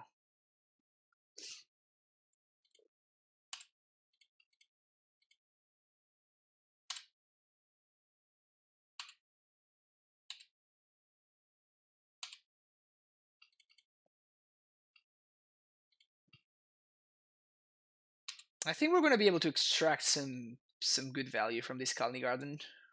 Oh, yes. Oh, yes. So let's do this right now. We can play around Spell Pierce if we want to, or my opponent can just force it, but that's fine. They do have.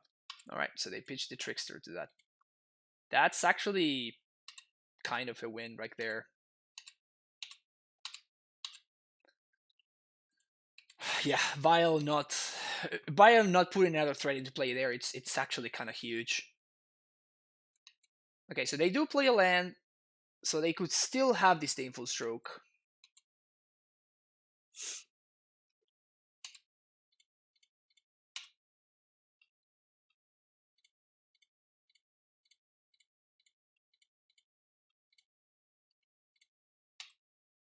Going after the mana seems like good value.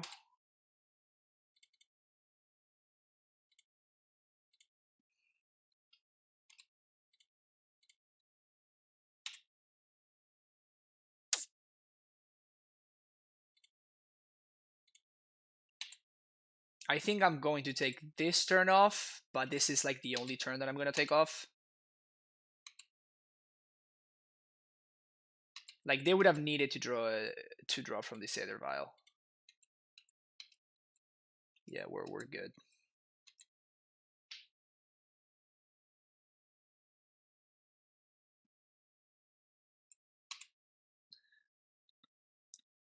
Oh yes. Oh yes. Oh yes. Oh yes. Oh yes. Whew.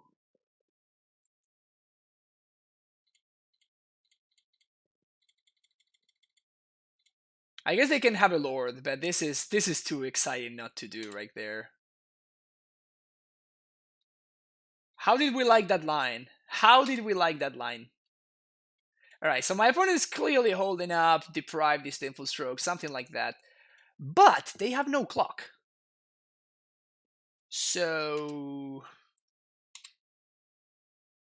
I'm probably okay with this.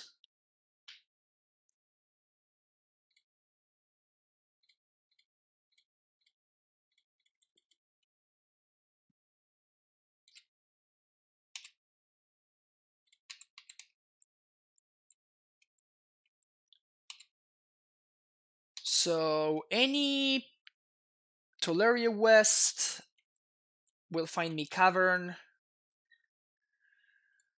Any... What else? What other lines do I have?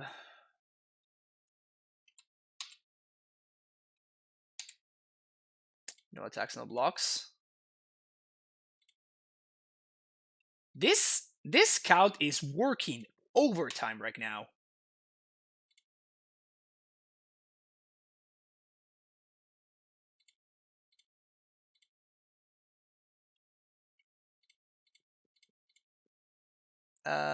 Yeah, sure. Okay, yeah.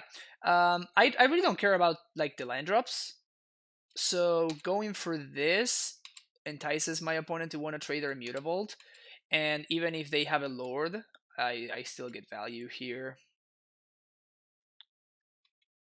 Hey, Saint Doom, how you doing, Michael?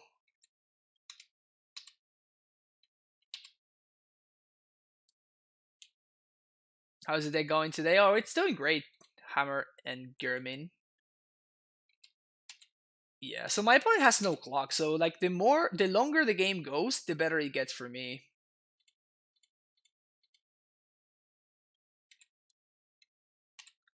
My opponent's spreading Seas are effectively blanked.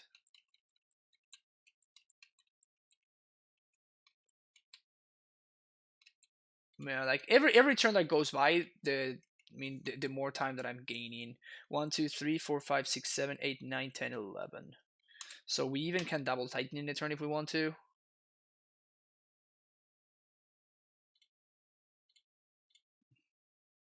Let's do this right now, see what happens. Okay. Semi-growth chamber.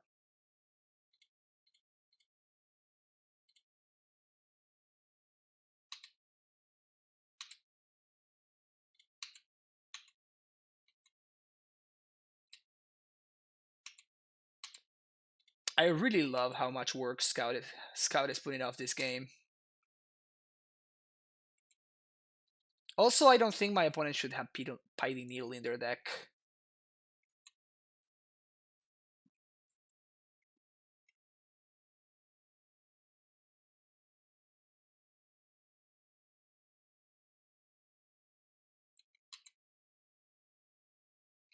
No attacks. Alright. They have 2 cards in hand. Again, I just feel like there's no need for me to do anything here.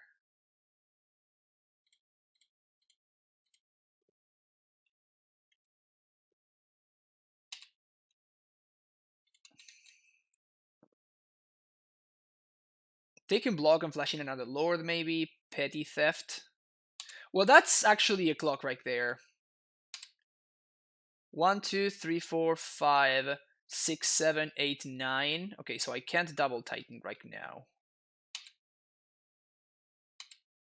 Brazen Borrower is interesting.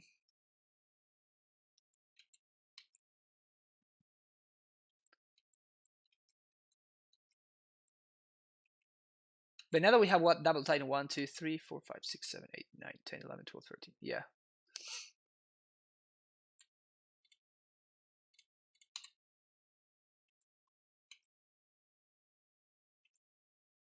They don't play anything.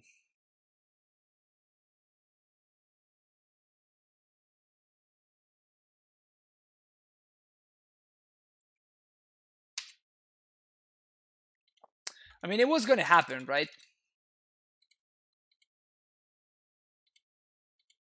2, 3.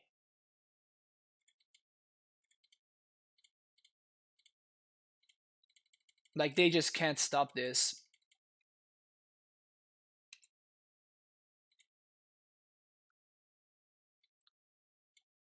Radiant Fountain, Field of the Dead.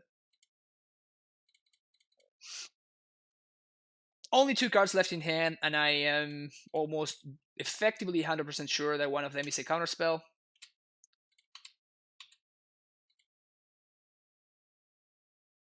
Yeah, opponent just concedes.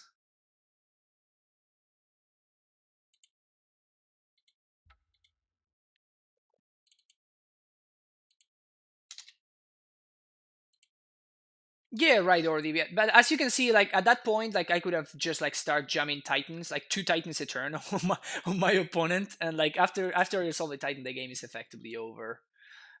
So also any Tolerate West would have allowed me to transmute for Cavern. So I have I just have way too many good draws at that point.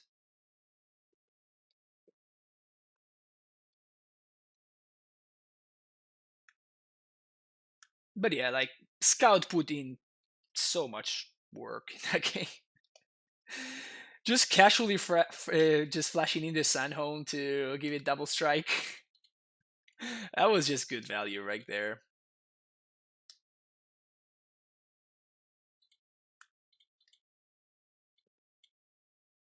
This Misty Rainforest has looked so bad. So bad. We're on the draw. I guess I keep it because we have Radiant Fountain. Snow-covered forest. Utopia Sprawl. So I guess we die.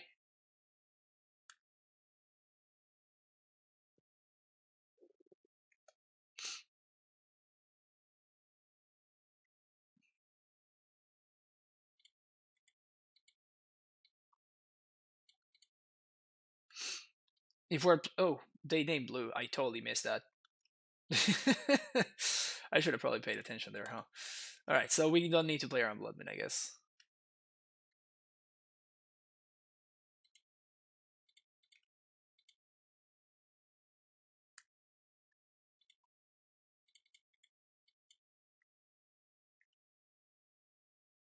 The plans need some work too. Yeah, the plans need like some chump blocking and stuff, which is it's honest work. It's honest work. It's good stuff. Certainly so.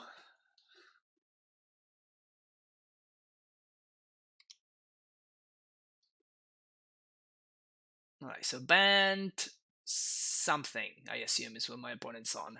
Ugh, so many Asusas. I was really hoping that I didn't have to go to discard, but that's not the world that we live in, I guess.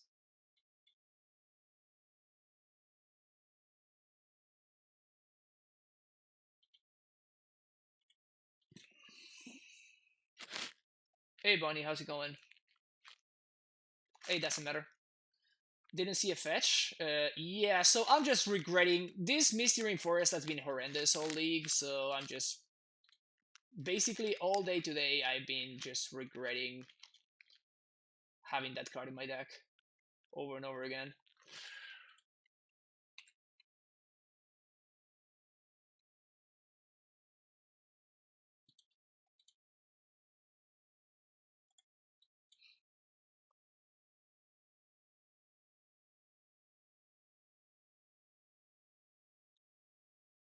Next turn we can like I guess Oko the Asusa and clock. So we're playing against like Bant value, I guess, right? Oh, this is great. Unless they have a second Oko. They do have a second Oko. Oh no, that's a Quaddle. Don't care too much about that one. Of note, it doesn't even death touch. They only have one snow cover thing. Oh, it's Bant Soulherder. Alright. Alright.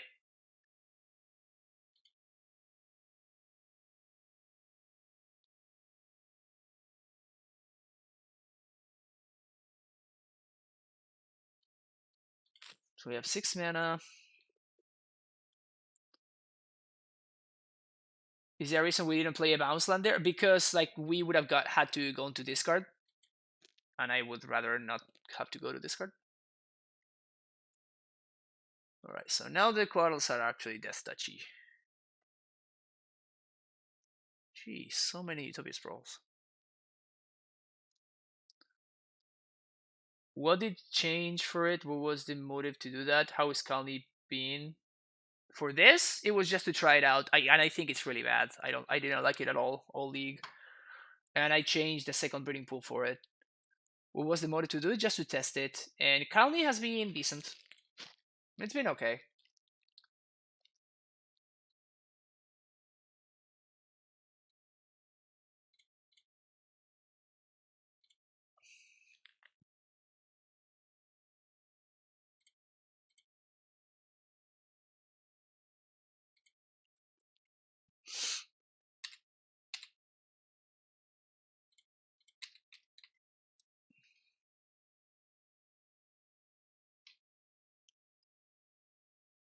Nice. Alright, so we got a Quaddle out of the board. Play Sanctuary. Bounce. Play another Asusa. Land and land.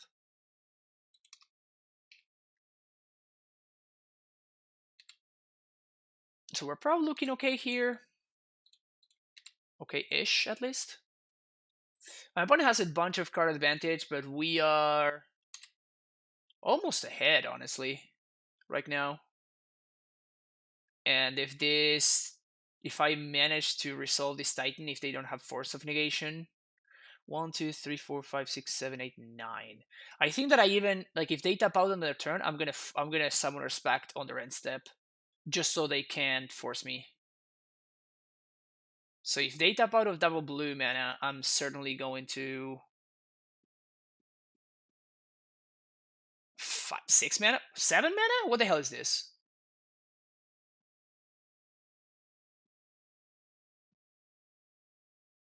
Eternal Witness. Why did they tap everything right now? So they're gonna get back the Ephemerate, but that's fine, I think. Oh, Flooded Strand, okay. Oko 28 in paper. I hope he settles at like 20, 25 this time. It's possible. Oh, so this is gonna be like a time warp? Yeah, we can just back this.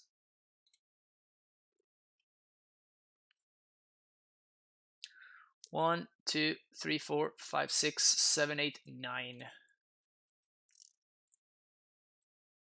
So yeah, I'm going to definitely take the turn off to this way we get to play around force pretty effectively.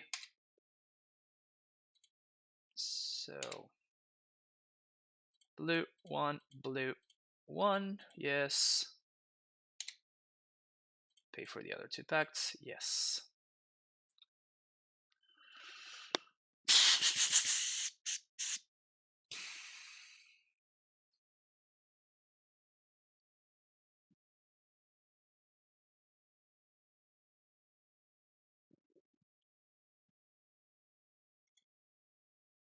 Exile target creature you control.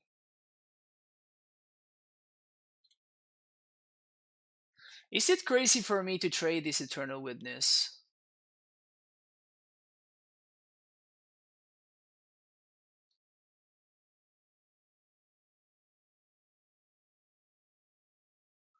I think it's the only way that I don't get comboed out, right?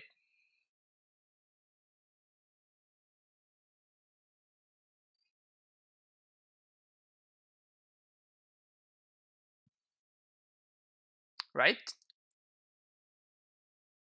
If I want to attempt to play around Ephemerate and then Time Warp, I think that I have to go for it, right?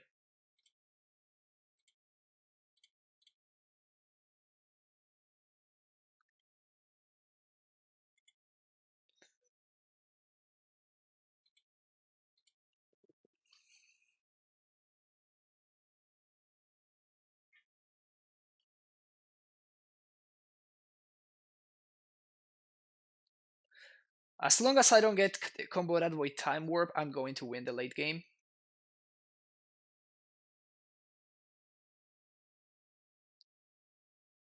Because of Field of the Dead.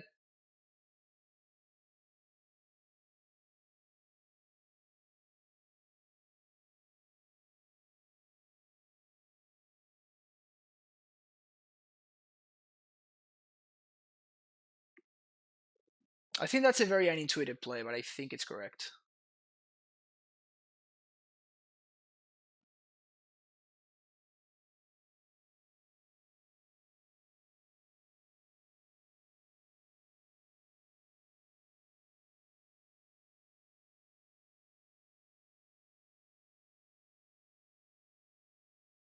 Explosives would do a lot of work here. Yeah, I agree with that. I agree with that. Honestly, we might be into playing explosives for. We could explosives for 1 even, which would mean my opponent basically has no mana. 1, 2, 3, 4, 5. 1, 2, 3, 4, 5, 6. 1, 2, 1, 2, 3, 1.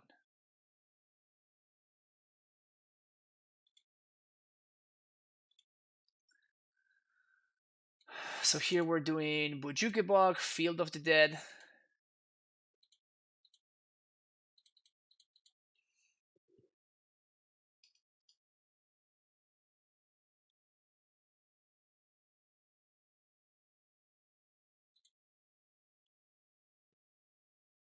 Play this. Haste Primetime. It's gonna get pathed. That's probably okay though. Mm-hmm. Unsurprising. I could have hasted the.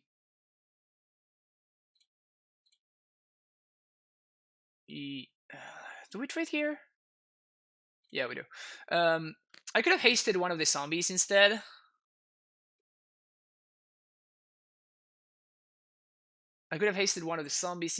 But if I do that though, look, they had the ephemerate. I knew it. Wow, that line with the Yoko still in their Eternal Witness was actually the reason why I didn't lose the game on the spot. Man, that's so awesome.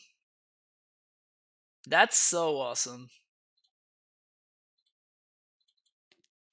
I love it when I find a line that it's actually ends up being extremely relevant. But yeah, now we definitely got to do some work here, though, right? Like we're not out of the woods here yet. We only have a bunch of zombies, but my opponent also has a bunch of threats. They have another Quaddle. They rebuild to this guy. They also have an Oko in play. 2 cards left in hand. They're sitting a bunch of life. This is going to be a grind fest. I think that we're going to be eventually ahead. Because I think that they only play only a single time warp. With a single time warp and no potential for a combo kill. What happened? Oh. Okay, so they're going to ephemerate now. Oh no, Soulherder.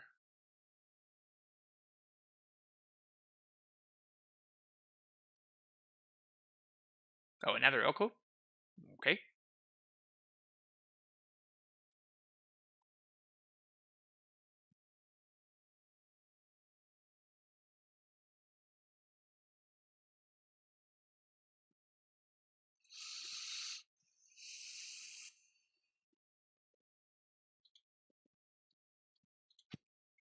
So I think I've seen everything at the Oko. And I don't want to play this yet. Because I want to trade with the food here, probably. Otherwise, they just block whichever one they want, you know?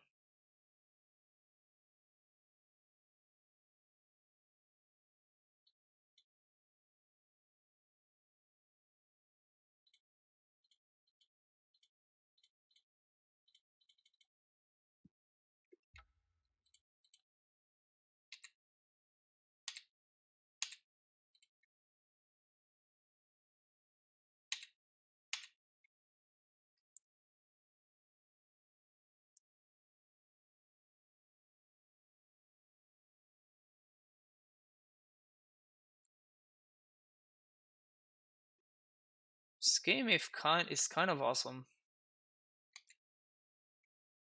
Make another food token. I could go squatter myself to get another one. I think I don't want to. It's not bad, actually. Yeah. I don't think I'm yet in go squatter myself for zombie territory.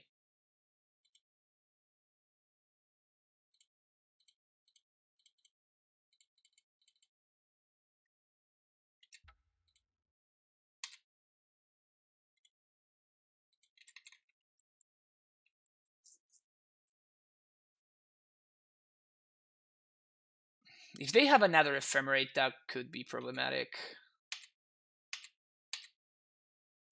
Why are they keeping the Azusa alive? I don't understand.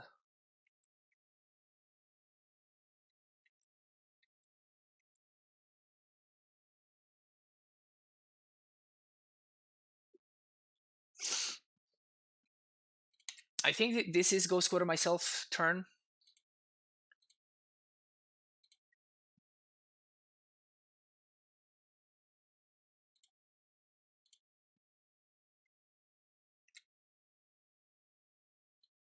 Nice.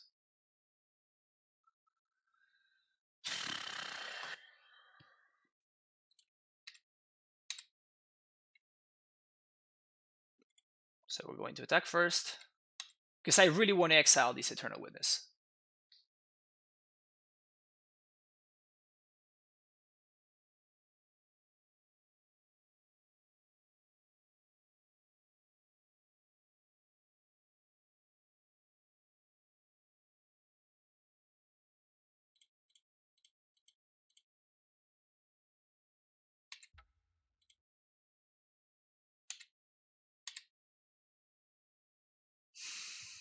Do I play into a Force of Negation?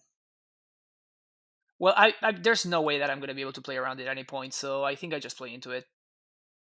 And I can exile it.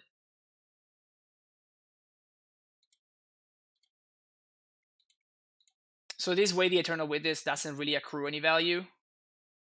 Because there's nothing that my opponent can get back. I guess they can get back lands. That's kind of whatever. This Bant deck looks sweet. Yeah, this is the Nassif special. I think he was the first one to develop this Soulherder deck. My opponent hasn't drawn a Soulherder yet, but there definitely are Soulherders in their deck. Also, they went through 4 Okos, if I'm not mistaken. No, 3 Okos. 1, 2, 3. Yeah, they went through 3 Okos. And they drew another land yet. Crazy.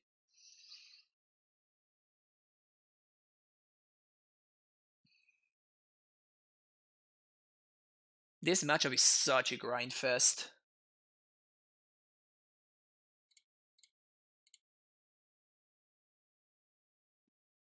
Yeah, I mean, it was bound to happen, right? We have so many Titans.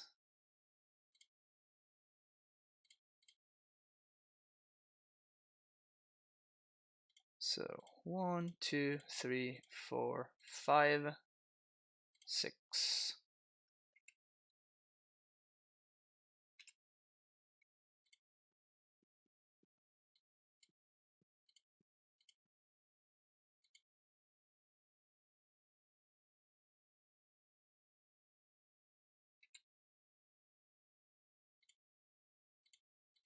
Here's the Titan.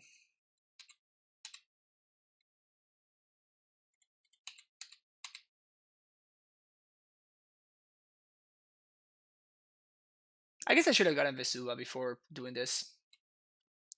Vesuva to copy field. Set up lethal next turn.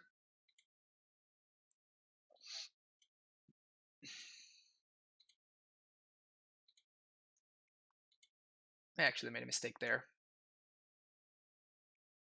Pretty minor mistake, but mistake nonetheless, right? I should have 2 more zombies in play. Probably not gonna make a difference, but still should have played properly.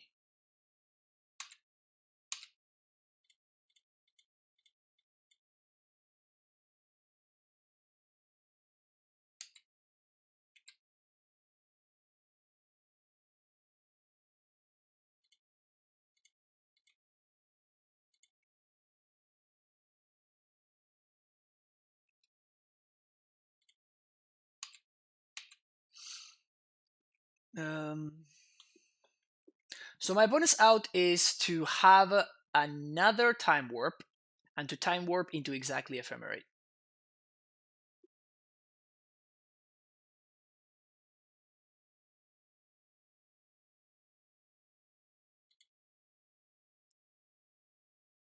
All right, that was cool. Like this guy, like this guy, like this guy, like this guys, and this. These members also. It's medium, but I think it's okay enough. I don't think the ramming up matters. The Disdainful Stroke only counters the Time Warp. It's a little bit too narrow.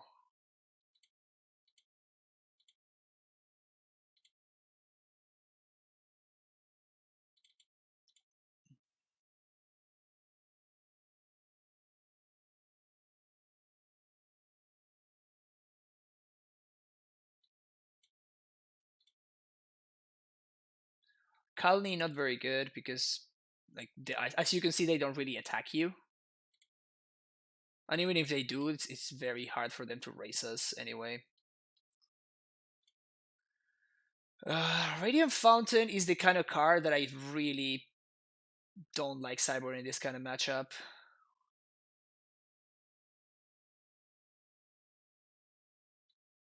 Ghost Squatter can go. Maybe shave 1 castle.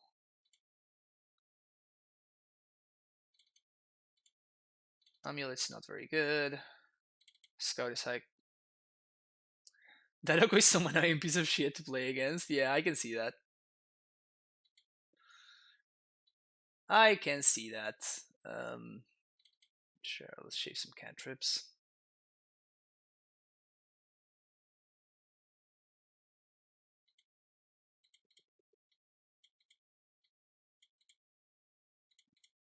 I'm keeping this because I know we're playing against a green deck, so this Vesuva is actually likely to become a green source because we're going to need a green source for sure.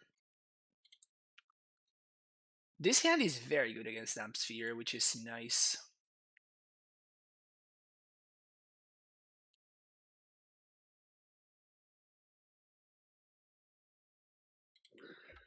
So I guess here we name Shaman. It's either Shaman or Scout. We don't have either of them, so because Scout can cast Tireless Tracker. But honestly, we really want to find a Rex Age. Like, if we can find a Rex Age to blow up their Utopia Sprawl, that would be pretty cool. It creates game states, so Misra was very uninteresting. It does, but then sometimes it's actually pretty cool. Iladam Risco. That's what I have not seen from this deck, actually. So we can Oko here.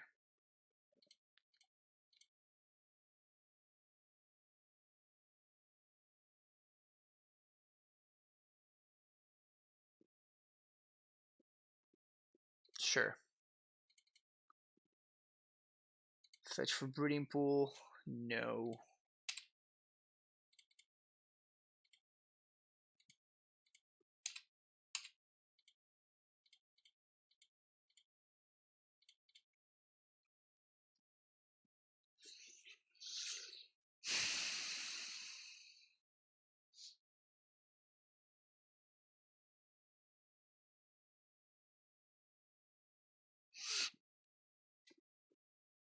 Ion would be kind of gas.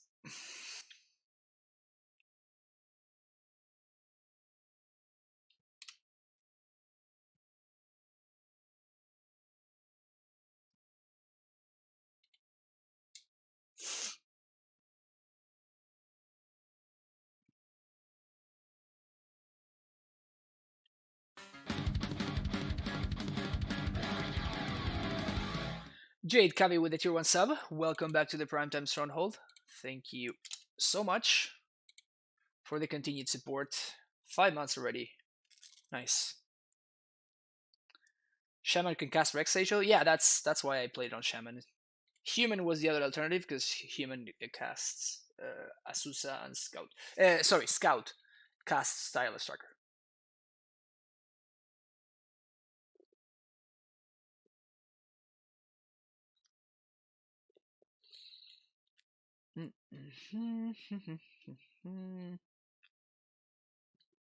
So they have Iladam Skull plus X.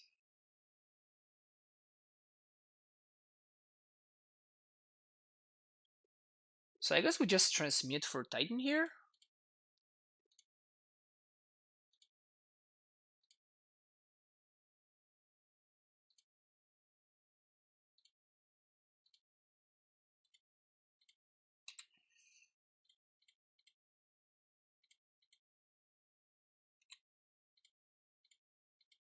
And we can make it uncounterable.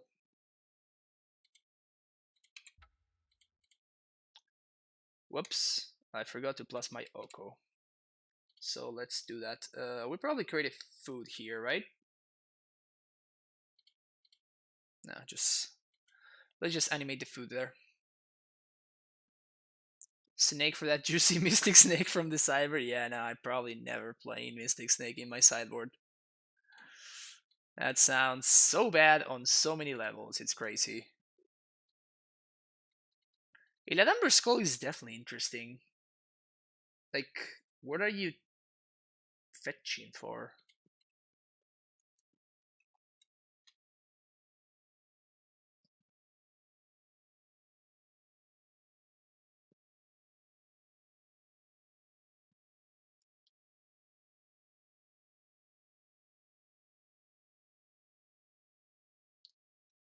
What if Cole could get Oko? Fair. That would make it pretty good. Let's say that if Cole could get Oko, it would make it pretty good.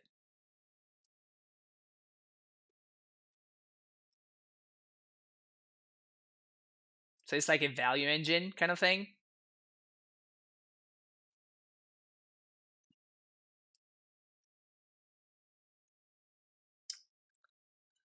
So unlucky that I can't play around Force here. Because playing around Force would basically time walk me, and I don't think I can afford. Yeah, I definitely can't afford it. Call for Thalia's Lancers, find Oko. There we go. We found the line. We found the line. That's what it is. Damn Sphere, probably. Ewit. Alright. So they're gonna Ewit for call.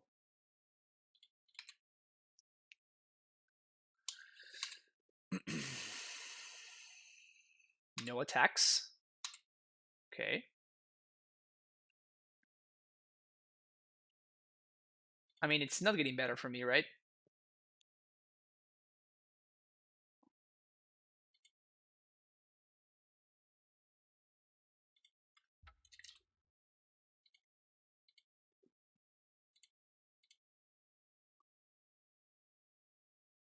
I guess that, yeah, I shouldn't have done that, actually.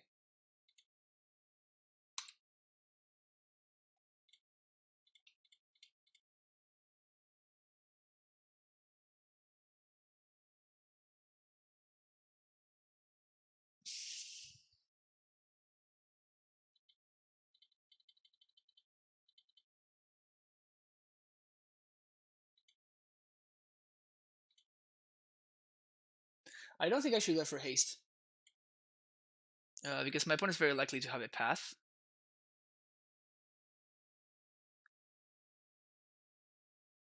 If they path me, though, do I really care that much? I guess I don't really. I should have, yeah, I should have left a red floating from this, tap the burning pool, left red floating for this, and get gemstone mine because it would allow me to play around. It would have allowed me to play around damping sphere.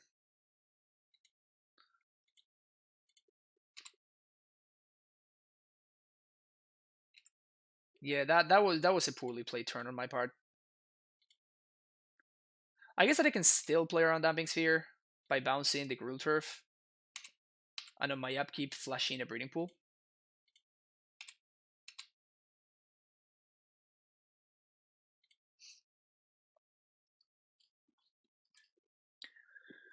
So now we do get Tulare West and I have a question. Amulet Titan is better with Oko or Oko-less? I don't know, Wantus. I'm trying to figure out. That's why I'm testing. Is to deal this with Oko main and Oko side? 2 main, 1 side. If you get path, you get a 4 Solid. Yeah, exactly. So that's why not really play around Damp Sphere. I think I can do it here, though. Just in case. You know, Deputy plus Damping Sphere, I guess, could get me or something like that. Something in that vein. So we're probably going to trade with the Quaddle. Opponent's going to take 11.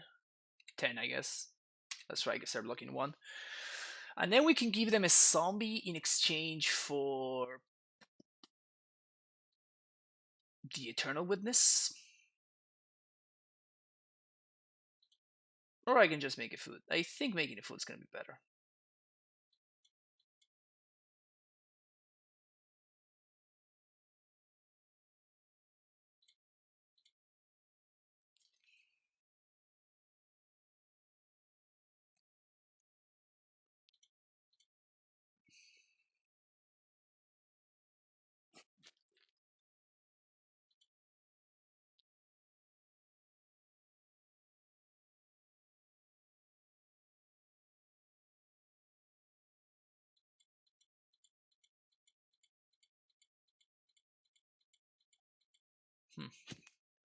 I wonder what do they call here for?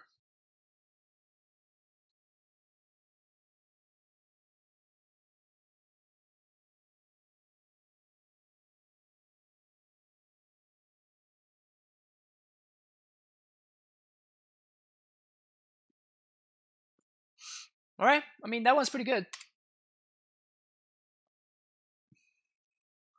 We can allocate next turn for what's worth.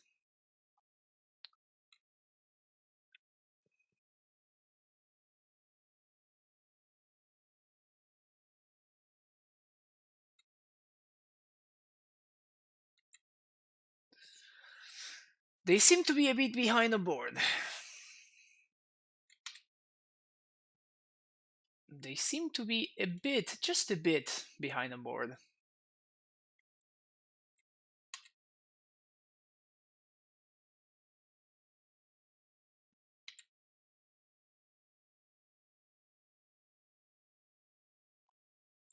So I guess that they need a counter spell. That's why they're blinking the Oracle instead of something else. Reveal another Oracle.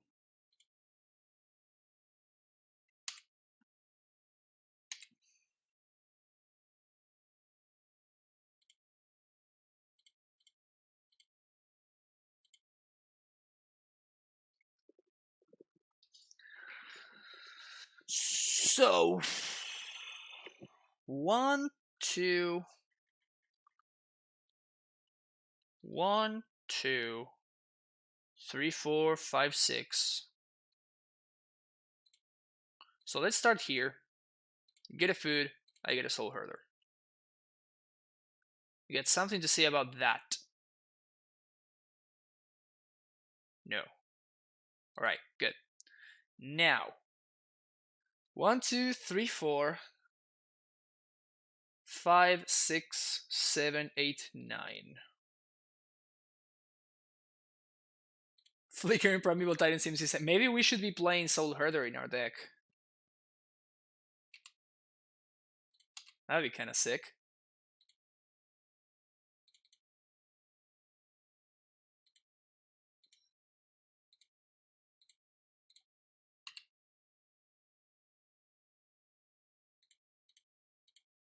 Blue.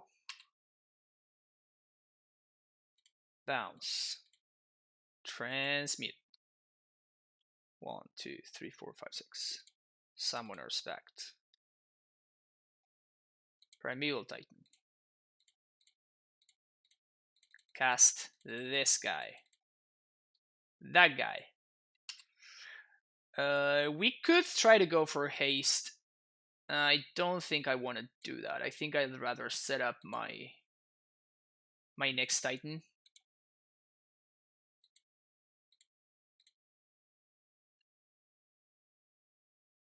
We actually do have Pact of Negation in our deck. So that seems to be like what I'm gonna get here. Transmute. Oh, I made a mistake. I should have left the green floating. I could have steerings.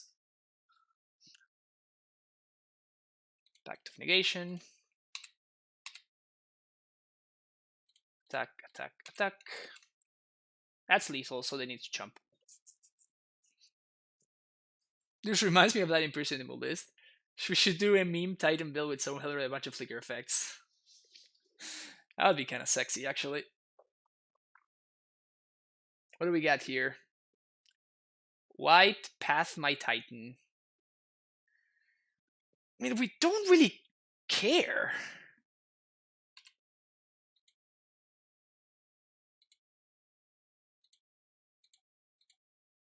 We kind of don't care. Like, we're crazy far ahead on board as is.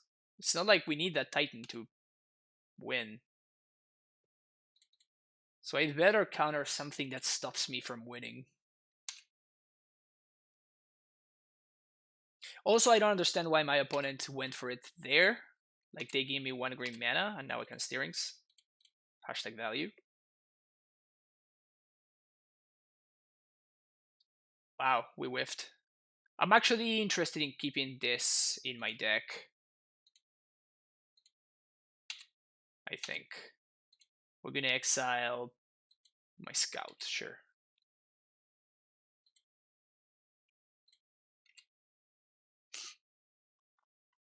I wanted to see that Titan getting hurt there. That would have been sexy.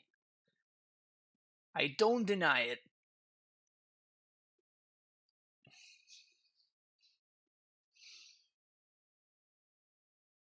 Unless they're playing a Wrath, they look pretty dead to me.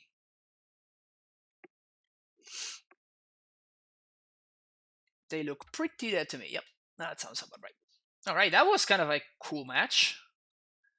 0-2 into 3-2. Definitely feels pretty good. So, yeah, just saying that Real quick, I wanted to share with you guys that if you're planning on making any paper purchases, TCG Player is a great place to do it. And if you use this link that I'm showing you right here on stream, you can actually support the stream for free. You can find the link in the description if you're watching in the description below if you're watching on YouTube, and you can also find the link in Twitch as well, or right there on the screen, literally right now. If you're watching on YouTube, thank you so much. Make sure you like and subscribe, and I will see you in the next video. Bye.